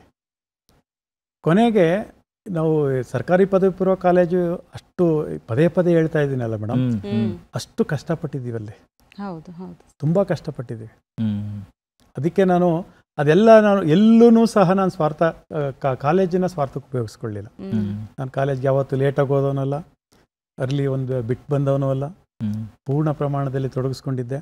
ನಮ್ಮ ಸಂಸ್ಥೆ ಸ್ಟಾರ್ಟ್ ಆಗಿ 3 ವರ್ಷ ಹಿಂದೆನೆ ನನ್ನ ಮಗ ಮತ್ತೆ ನನ್ನ ವೈಫ್ ನಡ್ಸ್ಕೊಂಡು ಹೋಗ್ತಾ ಇದ್ರು. ಆ ದಿನಗಳಲ್ಲೂ ಸಹ ನಾನು ಒಂದು ದಿವಸ ಹೋಗ್ಲಿಲ್ಲ, ಒಂದು ದಿವಸ ನಾನು ಕಾಲೇಜ್ ಟೈಮಿಂಗ್ಸ್ ನಮ್ಮ ಇನ್ಸ್ಟಿಟ್ಯೂಷನ್ಗೆ ಹೋಗ್ಲಿಲ್ಲ. ಇವತ್ತು ಕೂಡ ನೀವು ಲಕ್ಷಾಂತರ ವಿದ್ಯಾರ್ಥಿಗಳಿಗೆ ಆಸರಿಯಾಗಿದ್ದೀರಾ, ಒಂದು ನಿಮ್ಮ ಸಂಸ್ಥೆ ಮೂಲಕ. ಇನ್ನೊಂದು ಏನಂತ ಹೇಳಿದ್ರೆ ನಿಮ್ಮ ಸ್ವಂತ ಆಸಕ್ತಿಯಿಂದ ಅವರಿಗೆ ಹೇಳ್ಕೊಡುವಂಥದ್ದು. ಇವಾಗ ನಾವು ಇಂಜಿನಿಯರಿಂಗ್ ಹೋಗಬೇಕು, MBBS ಹೋಗಬೇಕು ಅಂತ ಹೇಳಿದಾಗ ಕೆಲವು ಸ್ಪರ್ಧಾತ್ಮಕ ಪರೀಕ್ಷೆಗಳು ಇಂಥದ್ದೆಲ್ಲ ಹೋಗಬೇಕು ಅಂದರೆ ಇದು ಎಲ್ಲರೂ ಅರ್ಗಿಸ್ಕೊಳ್ಳೋಕೆ ಆಗೋದಿಲ್ಲ. ಅದಕ್ಕೆ ವಿಶೇಷವಾದಂಥ ಜ್ಞಾನ ಇರಬೇಕು, ಅದನ್ನು ಹೇಳೋ ರೀತಿನೂ ಬೇಕು. ಅಂದರೆ ಇದನ್ನೆಲ್ಲ ನಾವು ಮಾಡಲೇಬೇಕು ಅಥವಾ ಹೇಳ್ಕೊಡೋದಕ್ಕೆ ಹೋಗ್ಬೇಕು, ಮುಂದಾಗಬೇಕು ಅಂತ ನಿಮಗೆ ಇನಿಷಿಯೇಷನ್ ತೊಗೊಂಡಿದ್ದು ಯಾವಾಗಿಂದ ಸರ್ ಅದು? ಸರ್ ನನಗೆ ಇಲ್ಲ, ನನಗೆ ಆಗಲೇ ಒಂದು 5 ವರ್ಷದಿಂದನೇ ಕೆಲವರು ನನಗೆ ಹೇಳಿದರು, ಏನು ನೀನು ತುಂಬ ಸಬ್ಜೆಕ್ಟ್ನ ತಿಳ್ಕೊಂಡಿದೀಯಾ, ಆದರೆ ಗೌರ್ಮೆಂಟ್ ಕಾಲೇಜಲ್ಲಿ ವಿದ್ಯಾರ್ಥಿಗಳಿಗೆ ಅವರ ಒಂದು ಶೈಕ್ಷಣಿಕ ಮಟ್ಟ ಇವಾಗ ಕುಸಿತಾ ಇದೆ, ನೀನು ಇಲ್ಲಿ ಇತ್ಕೊಂಡು ಏನು ಮಾಡ್ತೀಯಾ, ನೀನು ಸರ್ಕಾರಿ ಕಾಲೇಜ್ಗೆ ಹೆಲ್ಪ್ ಮಾಡಬೇಕು ಅಂತ ಆಸೆ ಇದ್ದರೆ ಬೇರೆ ರೂಪದಲ್ಲೂ ಮಾಡ್ಬೋದು, ನಿನ್ನ ಸಂಸ್ಥೆ ಸ್ಟಾರ್ಟ್ ಮಾಡೋ, ನೀನೇ ಮಾಡು. ನನಗೆ 5 ವರ್ಷದಿಂದ ಸುಮಾರು ಜನ ನನ್ನ ಸ್ನೇಹಿತರು ಹೇಳ್ತಾಯಿದ್ರು. ನಾನು ಕರ್ನಾಟಕದಿಂದ ನಾನು ಯಾಕೆ ಇಷ್ಟೊಂದೆಲ್ಲ ಇದು ಇಡೀ ಯಾವುದೇ ಸಂಸ್ಥೆ ಓಪನ್ ಮಾಡಿದ್ರು ನಾನು ಬರೆದಿರ್ತಕ್ಕಂಥ ಪುಸ್ತಕನ ತೊಗೊಂಡು ಓದಿಸ್ತಾ ಇದ್ದಾರೆ ಮಕ್ಕಳಿಗೆ, ನಾನೇ ಯಾಕೆ ಸ್ಥಾಪನೆ ಮಾಡಬಾರ್ದು ಅನ್ನೋದು ಇತ್ತು. ನಾನು ಸರ್ಕಾರಿ ಕೆಲಸದಲ್ಲಿ ಇದ್ದುದರಿಂದ ನಾನು ಕೆಲವು ಡಿಸಿಷನ್ಸ್ನ ತಗೊಳ್ಳೋದಕ್ಕೆ ಯೋಚನೆ ಮಾಡಬೇಕಾಗಿತ್ತು. ಅದಕ್ಕೆ ನನ್ನ ಮಗ ಒಂದು ಸ್ವಲ್ಪ ದೊಡ್ಡವನಾದ್ಮೇಲೆ, ಇಲ್ಲಪ್ಪ ನಾವು ಮಾಡೋಣ, ನಾನು ಮಾಡ್ತೀವಿ, ನೀವು ನಮ್ಮ ಮನೆಯಲ್ಲಿ ಗೈಡ್ ಕೊಡಿ, ನೀವೇನು ಅಲ್ಲಿ ಬರಬೇಡಿ ಅಂತ 4 ವರ್ಷದಿಂದನೇ ಸ್ಟಾರ್ಟ್ ಮಾಡಿದ್ರು. ಮೊದಲನೇ ಬ್ಯಾಚಲ್ಲಿ 32 ವಿದ್ಯಾರ್ಥಿಗಳಿಗೆ 16 ವಿದ್ಯಾರ್ಥಿಗಳಿಗೆ ಫ್ರೀ ಮೆಡಿಕಲ್ ಸೀಟ್ ಸಿಕ್ಬಿಡ್ತು, ಫ್ರೀಯಾಗೆ 16 ವಿದ್ಯಾರ್ಥಿಗಳು. ನಮ್ದು 50% ಸಕ್ಸಸ್ ಆಯಿತು. ಎಲ್ರಿಗೂ ಆಶ್ಚರ್ಯ. 32 ವಿದ್ಯಾರ್ಥಿಗಳು 16 ವಿದ್ಯಾರ್ಥಿಗಳಿಗೆ ಗೌರ್ಮೆಂಟ್ ಕಾಲೇಜಲ್ಲಿ ಸೀಟ್ ತಗೊಳ್ಳೋದು ಅಷ್ಟು ಸುಲಭ ಅಲ್ಲ. ಹೌದು ಹೌದು. ಆಮೇಲೆ ಮತ್ತೆ ನಮ್ಮ ಗೌರ್ಮೆಂಟ್ ಕಾಲೇಜಲ್ಲಿ 800 ವಿದ್ಯಾರ್ಥಿಗಳು ಎಕ್ಸಾಮ್ ಬರೆದ್ರೆ 1-2 ತಗೊಳ್ಳೋದೇ ತುಂಬ ಕಷ್ಟ ಆಗಿತ್ತು. ಅಲ್ಲಿನ ಮಟ್ಟ ಹಂಗಿತ್ತು. ಬಟ್ ಅಲ್ಲಿಗೂ ನಾನು ಕಂಪೇರ್ ಮಾಡಿ ನನ್ನ ಮನಸ್ಸಿನಲ್ಲಿ ಅದು ಕಾಡ್ತಾ ಇತ್ತು ಯಾವಾಗಲೂ. ಯಾವಾಗ ನನಗೆ ನಮ್ಮ ಸಂಸ್ಥೆ ಒಂದು ಸ್ವಲ್ಪ ಅವರು ನನ್ನ ಹೆಂಡತಿ ಮತ್ತು ಮಕ್ಕಳು ಬೆಳೆಸ್ತಾ ಬಂದಾಗ VRS ತಗೊಂಡು ನಾನು ಪೂರ್ಣ ಪ್ರಮಾಣದಲ್ಲಿ ಈಗಲೂ ಬೆಳಗ್ಗೆ 8:00ವರೆಗೆ ಹೋದರೆ ರಾತ್ರಿ 10:00ವರೆವರೆಗೂ ಕೆಲಸ ಮಾಡ್ತೀನಿ. ನಾನು ಕ್ಲಾಸ್ ಮಾಡ್ತೀನಿ. ನಾನು ಕ್ಲಾಸ್ ಮಾಡೋಕ್ಕೆ ಅವಕಾಶ ಇರಲಿಲ್ಲ. ನಾನು ಗೌರ್ಮೆಂಟಲ್ಲಿ ಇದ್ದಾಗ ಒಂದು ಎಥಿಕ್ಸು, ಪ್ರೈವೇಟಲ್ಲಿ ಇಲ್ಲಿ ಅವ್ರ ಇನ್ಸ್ಟಿಟ್ಯೂಷನಲ್ಲಿ ಬಂದು ಯಾವುದೇ ಟೈಮಲ್ಲಿ ಆಗಿರಲಿ ಮಾಡಬಾರ್ದು. ಅದಕ್ಕೋಸ್ಕರ ನಾನು ಕೆಲಸ ಮಾಡೋಕ್ಕಾಗ್ತಿರಲಿಲ್ಲ. ಈಗ ಪೂರ್ಣ ಪ್ರಮಾಣದ ನಾನು ಕೆಲಸ ಮಾಡ್ತೀನಿ, ಎಲ್ಲರ ಕೈಲೂ ಕೆಲಸ ಮಾಡಿಸ್ತಾ ಇದ್ದೀನಿ. ನಾನು ಹೋದರೆ ಎಲ್ರಿಗೂ ಒಂಥರ ಖುಷಿಯಲ್ಲಿ. ನಾನು ಹೇಳಿದ್ನಲ್ಲ, I am not the boss. ನಾನು ಮುಂದೆ ಪಾಠ ಮಾಡ್ತೀನಿ, ನನ್ನ ನೋಡ್ಕೊಂಡು ಅವರು ಮಾಡಬೇಕು. ಸರ್, ಈಗ ಇವತ್ತಿನ ವಿದ್ಯಾರ್ಥಿಗಳಿಗೆ ಒಂದು ಮಾಹಿತಿಯ ಕೊರತೆ ಅಂದರೆ ಸರ್, ಇಂಥದ್ದೇ ನಿರ್ದಿಷ್ಟವಾದಂಥ ಒಂದು ಪದವಿ ಕೋರ್ಸ್ಗಳಾಗಲಿ ಅಥವಾ ಅದರ ನಂತರದ ಸ್ಪರ್ಧಾತ್ಮಕ ಪರೀಕ್ಷೆಗಳ ಬಗ್ಗೆ, ಅಂದರೆ ತಮಗಿರುವಂಥ ಡಿಗ್ರಿಯಲ್ಲಿ ಯಾವೆಲ್ಲ ಪರೀಕ್ಷೆಗಳನ್ನು ತಾವು ಅವರು ಆಪ್ಟ್ ಮಾಡ್ಕೋಬಹುದು ಅನ್ನುವಂಥದ್ದಾಗಿರ್ಬೋದು. ಈ ರೀತಿ ಶಿಕ್ಷಣ ತಜ್ಞರಾಗಿ ತಾವು ಒಂದು ಮಾರ್ಗದರ್ಶನ ನೀಡ್ತಾ ಬಂದಿದ್ದೀರಿ ಸರ್, ಇದ್ರ ಬಗ್ಗೆ ಒಂದು ಮಾಹಿತಿ ನೀಡುವಂಥದ್ದು. ಮೇಡಮ್, ಇಲ್ಲಿ ನಾವು ಜನರಲ್ಲಾಗೆ ನಾವೇನು ಮಾಡೋಕ್ಕಾಗಲ್ಲ. ಇದರಲ್ಲಿ ಯಾವುದೋ CET ನೀಟ್ ಕೋಚಿಂಗ್ ಅಂತ ಬರ್ತದೆ. ನಾವು ಥ್ರೂ NCERT ಬುಕ್ಸೇ ಹೋಗಬೇಕು. ಯಾವ ರೀತಿ ಅಪ್ಲಿಕೇಶನ್ ಟೈಪನ್ನು ಮಕ್ಳಿಗೆ ಕಲಿಸ್ಕೊಡ್ತೀವಿ, ಕೆಪಾಸಿಟಿ ಇದೆಯಾ ಇಲ್ವೋ ಅನ್ನೋದನ್ನ ಫಸ್ಟ್ ತಿಳ್ಕೋಬೇಕು. ಕೆಲವು ಪೇರೆಂಟ್ಸ್ಗೆ ಡಾಕ್ಟರ್ ಮಾಡಬೇಕು ಅಂತ ಆಸೆ, ಅವ್ರಿಗೆ ABCDನೇ ಬರಲ್ಲ. ಕೆಲವು ಪೇರೆಂಟ್ಸ್ಗೆ ಡಾಕ್ಟರ್ ಮಾಡೋ ಕೆಪಾಸಿಟಿ ಇಲ್ಲ, ಅವ್ರಿಗೆ ಡಾಕ್ಟರ್ ಮಾಡಿಸೋ ಕೆಪಾಸಿಟಿ ಅರ್ಹತೆ ಓದ್ತಾರೆ, ಅವ್ರಿಗೆ ಅರ್ಹತೆ ಇರೋದಿಲ್ಲ. ಇವೆಲ್ಲನೂ ನಾವು ಸೋಷಿಯಲಿ ಥಿಂಕ್ ಮಾಡ್ತಾ ಹೋದಾಗ ನಾನೊಂದು I came to one conclusion. ನಾನು ಇಲ್ಲ, ಮಕ್ಕಳನ್ನ ಅರ್ಹತೆ ನೋಡೇ ಪಾಠ ಮಾಡೋಣ. ಸರ್, ಇವ್ನ ಅರ್ಹತೆ ಇಲ್ಲ ಅಂತ ಬಿಡಕ್ಕೂ ರೆಡಿ ಇಲ್ಲ, ಯಾಕೆಂದ್ರೆ ಮಕ್ಕಳು ಅಡ್ಮಿಷನ್ ಆದ್ಮೇಲೆ ನನಗೆ ಅವ್ರಿಗೆ ಎಜುಕೇಶನ್ ಕೊಡ್ಬೇಕಾಗತ್ತೆ. ಆ ಹುಡುಗನ ಸ್ಥಿತಿನ ನೋಡಿ ಅವನನ್ನ ನಮ್ಮ ಲೆವೆಲ್ಗೆ ತಗೊಂಡು ನಮ್ಮ ಲೆವೆಲ್ಗೆ ಬರ್ಸಿ ಆಮೇಲೆ ಅವ್ನ ಬ್ಯಾಚ್ ಕೂರ್ಸೋದು. ತುಂಬಾ ಕಷ್ಟಪಡ್ತಾ ಇದೀವಿ, ತುಂಬಾ ರಿಸರ್ಚ್ ಮಾಡ್ತಾ ಇದೀವಿ. ಇದು ದುಡ್ಡು ಮಾಡುವ ಒಂದು ಸಂಸ್ಥೆ ಅಲ್ಲ, ನನಗೆ ಅವಶ್ಯಕತೆನೂ ಇಲ್ಲ. ನಾನು ಯಾಕೆಂದ್ರೆ ಎಲ್ಲಾ ರೀತಿನಲ್ಲೂ ಬೆಳೆದು ಬಂದವನು, ಎಲ್ಲಾ ರೀತಿನಲ್ಲೂ ಬೆಳೆದು ಬಂದಿದ್ದೀನಿ. ಕಷ್ಟ ಅನ್ನೋದು ಏನ್ ಗೊತ್ತಿದೆ ನನಗೆ. ಈಗ ಕೆಲಸ ಬಿಟ್ಟೋದ್ರು, ಕೆಲಸ ಬಿಟ್ಟು ಬಂದಿದ್ದೀನಿ, ಸಂಸ್ಥೆ ನಡ್ಸಕ್ಕಾಗ್ಲಿಲ್ಲ ಅಂದ್ರೂ ನಂಗೆ ಹೆಂಡತಿ ಮಕ್ಳು ಸಾಕುವಷ್ಟು 1 ಲಕ್ಷ ರೂಪಾಯಿ ಪೆನ್ಷನ್ ಕೊಡುತ್ತೆ ಸರ್ಕಾರ. ಸರ್, ಅದೇ ಖುಷಿ ಸರ್, ಯಾಕೆಂದ್ರೆ ನಾವು ನಿಸ್ವಾರ್ಥವಾಗಿ ಕೆಲಸ ಮಾಡಿದಾಗ ಖಂಡಿತ ನಮ್ಮನ್ನ ಕಾಯ್ತಾರೆ ಅನ್ನೋದಕ್ಕೆ ಇವೆಲ್ಲ ಉದಾಹರಣೆಗಳಾಗತ್ತೆ ಸರ್. ಈಗ ಶಿಕ್ಷಣ ಅಂತ ಬಂದಾಗ 2 ಮುಖಗಳು ಸರ್. ಒಂದು, ಇತ್ಲ ಕಡೆ ನಾನು ವಿದ್ಯಾರ್ಥಿಯಾಗಿ ನಿಂತ್ಕೊಂಡು, ಆ ಕಡೆ ನೀವು ಪೋಷಕರಾದರೆ 2 ಥರ ಒತ್ತಡ ಸರ್. ಈಗ ನನಗೇನೋ ಇಷ್ಟಪಟ್ಟಿದ್ದ ಸಬ್ಜೆಕ್ಟ್ ತೊಗೋಬೇಕು ಅಂತ ನಾನಿರ್ತೀನಿ, ಆದರೆ ಪೇರೆಂಟ್ಸ್ ಹೇಳ್ತಾರೆ, ನೋಡು ಅದ್ರ ಲೈಫ್ ಇಲ್ಲ, ನೀನು ಇದನ್ನೇ ತಗೋ ಅಂತ ಹೇಳಿ ಒತ್ತಡ ಹಾಕ್ತಾರೆ. ಅಂದರೆ ಇದು ಇವತ್ತಿಗೂ ನಡೀತಾನೆ ಇದೆ. ಅಂದರೆ ಇರೋದ್ರಲ್ಲಿ ಪ್ರಮಾಣಗಳು ಬದಲಾಗಿರ್ಬೋದು, ಬಟ್ ಅಂದರೆ ಈ ವಿಚಾರಗಳ ಬಗ್ಗೆ ನೀವೇನು ಹೇಳ್ತೀರಿ ಸರ್? ಸರ್, ಈಗ ಆ ಥರ ಕೇಸಸ್ಸಲ್ಲಿ ನಾವೇನು ಮಾಡ್ತೀವಿ ಅಂದರೆ ಪೇರೆಂಟ್ಸ್ಗೆ ಜಾಸ್ತಿ ಬುದ್ಧಿ ಹೇಳ್ತೀವಿ. ಓಕೆ, ಆ ಮಗುನಲ್ಲಿ ಯಾವುದ್ರಲ್ಲಿ ಆಸಕ್ತಿ ಇದೆ ಅಂತ ಫಸ್ಟ್ ಒಂದು ಅರ್ಧ ಗಂಟೆ ಮಾತಾಡಿ ತಿಳ್ಕೊಂಡು, ನೀವು ಯಾಕೆ ಈ ಥರ ಹಿಂಸೆ ಕೊಡ್ತಾ ಇದ್ದೀರಿ ಅವ್ರಿಗೆ, ನಿಮ್ಮ ಪ್ರಿಸ್ಟೇಜ್ಗೋಸ್ಕರ ಡಾಕ್ಟ್ರೇ ಆಗಬೇಕು, ಇಂಜಿನಿಯರ್ ಆಗಬೇಕು ಅಂತಿಲ್ಲ, ಅವ್ನು ಏನಾಗ್ತಾನೆ ಅದಕ್ಕೆ ಬಿಡಿ. ಹೌದು. ಒಬ್ಬಳಿಗೆ ಹೇಳ್ತಾ ಇದ್ದಾನೆ, ಅವ್ನು ನಾನು IAS ಮಾಡಬೇಕು ಸರ್, ಬುದ್ಧಿವಂತಾನೆ, IAS ಮಾಡಬೇಕು ಸರ್, ನಾನು ನಮ್ಮ ತಂದೆ ಡಾಕ್ಟ್ರ್ ಮಾಡಬೇಕು ಅಂತ. ಅದನ್ನ ಯಾವ ರೀತಿ ಹೇಳ್ತೀವಿ ಅಂದರೆ, ಆಯ್ತಪ್ಪ ನೀನು IAS ಮಾಡು, ಫಸ್ಟ್ ಒಂದು ಡಿಗ್ರಿ ಬೇಕು, ಆ ಡಿಗ್ರಿ ನಿಮ್ಮ ತಂದೆಗೆ ಆಸೆ ಪಡುವಂತೆ ಡಾಕ್ಟ್ರ್ ಮುಗಿಸು. ಅದೇ ಹೇಳೋ ರೀತಿ ಇದೆಯಲ್ಲ, ಅದಕ್ಕೆ ನೀನು IAS ಮಾಡಬೇಕು ಅಂತ ಒಂದು ಡಿಗ್ರಿ ಬೇಕು. ಆ ಡಿಗ್ರಿ ಯಾವುದು? ಪ್ರಿಸ್ಟೇಜಿಯಸ್ ಡಿಗ್ರಿನೇ ಮುಗಿಸು, ಅದನ್ನೇ ಮಾಡು. ಅಲ್ಲ, ಯಾರೋ ಹೇಳಿದ್ರು ಸರ್ ನನಗೆ ಆರ್ಟ್ಸ್ ಓದಿದ್ರೆ IAS ಈಸಿ ಅಂತೆ, ಹಂಗಾರೆ ನೀನು ಕಷ್ಟಪಟ್ಟಕ್ಕೆ ರೆಡಿ ಇಲ್ಲ. ನೀನು ಆರ್ಟ್ಸ್ ಓದೋದಾದ್ರೆ ಅದು ಈಸಿ ಆಗಿದೆ ಅಂತ ತಾನೇ, you are searching easy life. ಇಲ್ಲ ಸರ್, ನೋ, ನಾನು ಆ ಥರ ಇಲ್ಲ.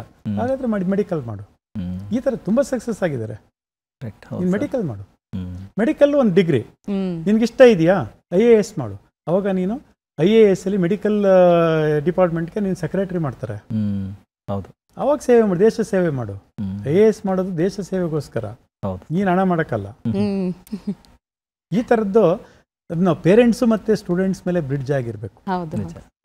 ಸರ್, ಇಲ್ಲಿ ಮತ್ತೊಂದು ವಿಷಯ ಅಂದರೆ, ಈಗ ಶಾಲಾ ಕಾಲೇಜು ದಿನಗಳು ಅಂತ ನೆನೆಸ್ಕೊಂಡಾಗ ಪ್ರತಿಯೊಬ್ಬರು ಕೂಡ ಗೋಲ್ಡನ್ ಡೇಸ್ ಅಪ್ಪ, ನಮ್ಮ ಜೀವನದ ಗೋಲ್ಡನ್ ಡೇಸ್ ಅಂತ ಹೇಳ್ತೀವಿ. ಅದರ ಜೊತೆಗೆ ಅಷ್ಟೇ ಡೇಂಜರ್ ಅನ್ನುವಂಥದ್ದು ಯುವಕ ಯುವತಿಯರಿಗೆ ಕಾಲೇಜ್ ಲೈಫ್ ಅಂದಾಗ ಬಹಳ ಸೀರಿಯಸ್ ಆಗಿ ಬಂದಿರ್ತಾರೆ ಸರ್. ಇಂಥದ್ದೊಂದು ಕೋರ್ಸ್ ಮಾಡಬೇಕು, ಇದರಲ್ಲೇ ನಾವು ಓದಬೇಕು, ಮುಂದುವರಿಬೇಕು ಅಂತ ಬಂದಿರ್ತಾರೆ. ಆದರೆ ಅಲ್ಲಿ ಒಂದಷ್ಟು ಸಹವಾಸಗಳಾಗಿರ್ಬೋದು, ಡಿಸ್ಟ್ರಾಕ್ಷನ್ಸ್ ಅನ್ನೋದು ಇವತ್ತಿನ ಕಾಲಘಟ್ಟದಲ್ಲಿ ಬಹಳ ಸರಳವಾಗಿ ಆಗ್ಬಿಡುತ್ತೆ ಅನ್ನೋಂಥದ್ದು. ಅಂದರೆ ಶಿಕ್ಷಣದಲ್ಲಿನ ಅವರ ಓದಿನಲ್ಲಿನ ಆಸಕ್ತಿಯನ್ನು ಕಳೆದುಕೊಳ್ಳದ ಹಾಗೆ ನೋಡಿಕೊಳ್ಳೋದಕ್ಕೆ ಏನಾದರೂ ಬೇರೆ ಮೇಡಮ್, ಈಗ ಅಲ್ಲಿ ಈ +2 ಇದೆಯಲ್ಲ, SSLC ಆದ್ಮೇಲೆ +1 +2 ಅಂತ, PUC ಸೆಕೆಂಡ್ PUC ಅಂತ ಕರ್ನಾಟಕ, ಇದು ತುಂಬಾ ಡೇಂಜರಸ್. ಈ 2 ವರ್ಷ ತಂದೆ ತಾಯಿ ಇಬ್ರು ಸೇರ್ಕೊಂಡು, ತಂದೆ ತಾಯಿ ಗುರು 3 ಜನನು ಸೇರ್ಕೊಂಡು ಮಕ್ಕಳನ್ನ ಕಾಯ್ಬೇಕು. ಇಲ್ಲೇನಾದ್ರೂ ಡೈವರ್ಷನ್ಸ್ ಆಗ್ಲಿಲ್ಲ ಅಂದ್ರೆ ಅವ್ರ ಲೈಫಲ್ಲಿ ಇನ್ನೆಲ್ಲೂ ಡೈವರ್ಷನ್ಸ್ ಆಗಲ್ಲ. ಇದು ಅಡೋಲೆಸೆನ್ಸ್ ಏಜ್ನ ಜಸ್ಟ್ ದಾಟಿ ಬಂದು ಇವಾಗ ಅದರಲ್ಲಿ ಕಂಪ್ಲೀಟ್ ಮಾಡಕ್ಕೆ ಬಂದಿರ್ತಾರೆ. ಹೌದು ಹೌದು ಎಲ್ಲ ಡೈವರ್ಷನ್ಸು ಆಗದ. ಈಗ ನಾವು ನೀವು ಆ ಏಜನ್ನು ಪಾಸ್ ಮಾಡಿ ಬಂದಿದ್ದೀವಿ. ನಮ್ಗೆ ಹಲವಾರು ಕಷ್ಟಗಳಿದ್ದ, ಕಷ್ಟದ ಕಡೆನೇ ಜ್ಞಾಪಕ ಬಂದ್ರಿಂದ ಬೇರೆ ಕಡೆ ಹೋಗ್ಲಿಲ್ಲ. ಈಗ ಅಪ್ಪ ಅಮ್ಮದಿರು ಏನು ಅಂತಂದ್ರೆ, ನನ್ನ ಮಕ್ಳಿಗೆ ಏನ್ ಬೇಕಾದ್ರೂ ಮಾಡ್ತೀವಿ, ನನ್ನ ಮಕ್ಳು ಏನು ಮಾಡೋದು ಬೇಡ ನಮ್ಗೆ ಅನ್ನೋ ಲೆಕ್ಕಾಚಾರದಲ್ಲಿ ಬಂದ್ಬಿಟ್ಟಿದ್ದಾರೆ. ಅಲ್ಲಿ ಅಟ್ರಾಕ್ಷನ್ಸ್ ಇದೆ, ಡಿಸ್ಟ್ರಾಕ್ಷನ್ಸ್ ಇದೆ.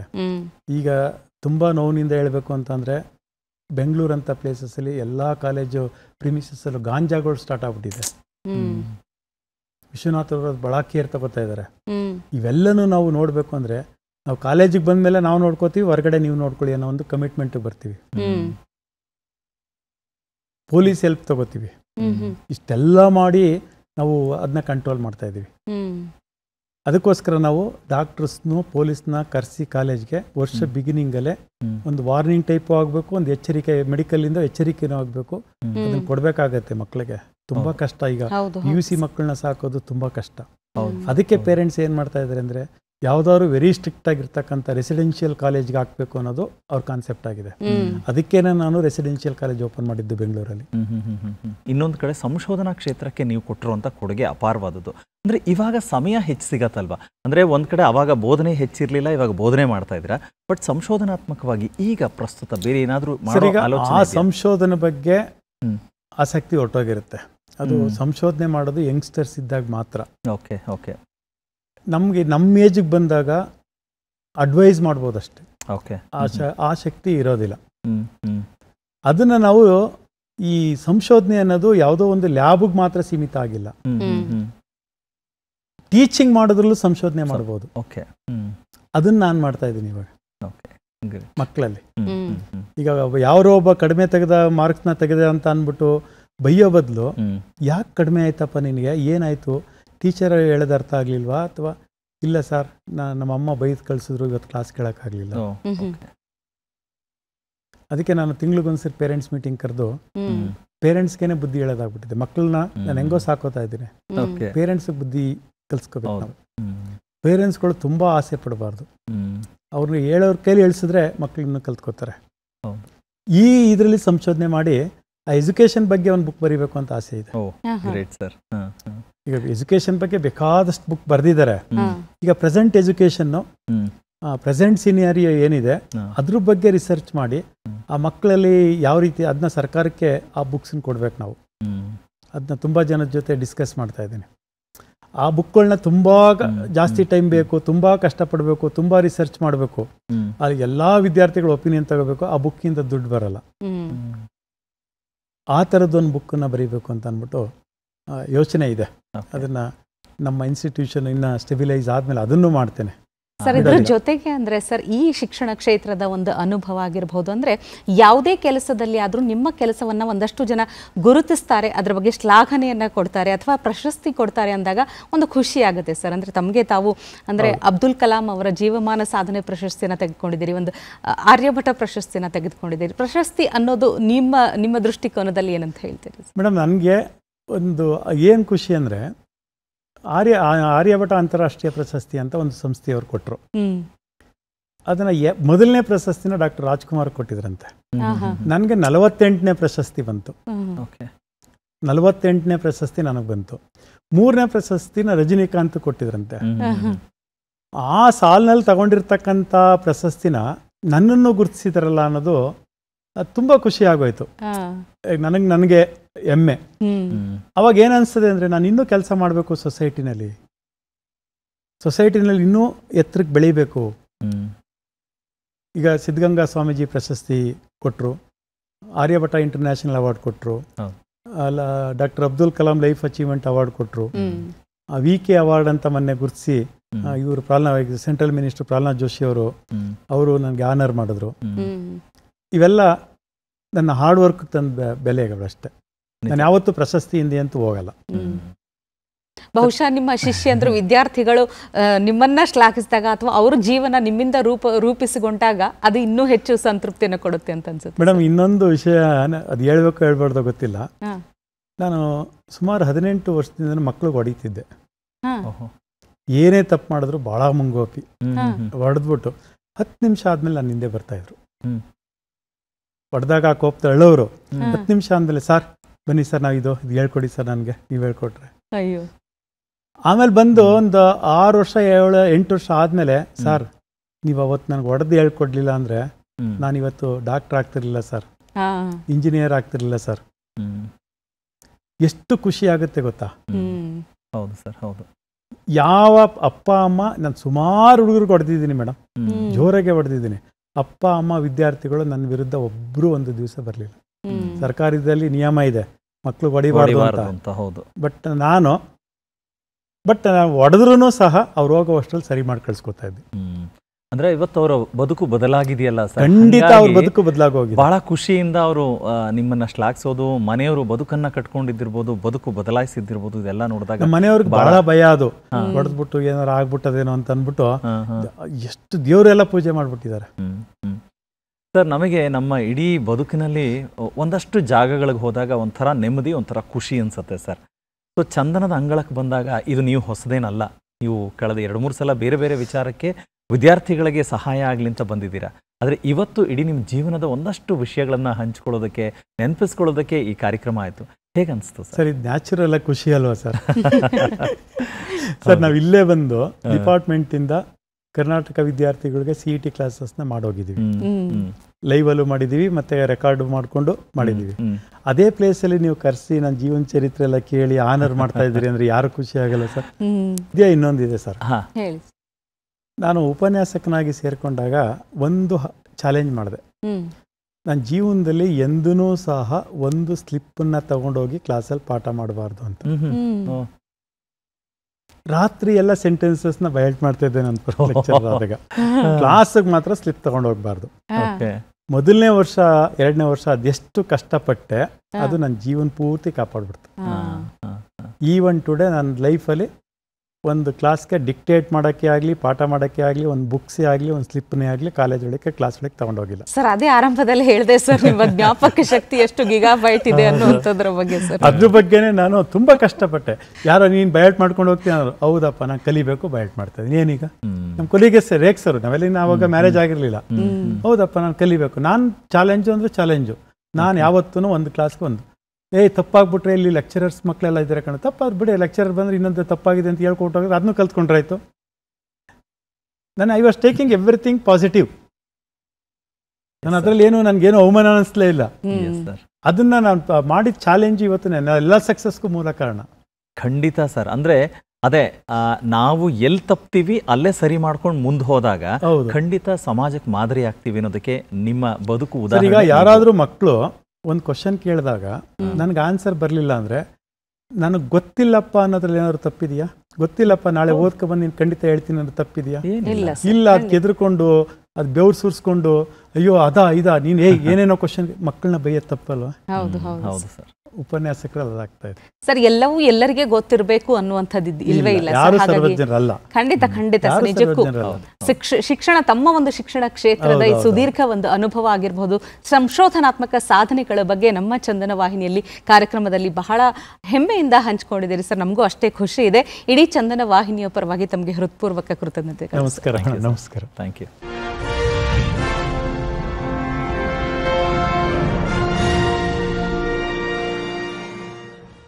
ವೀಕ್ಷಕರೇ, ನೋಡಿದ್ರಲ್ಲ ಶಿಕ್ಷಣದ ಮಹತ್ವ.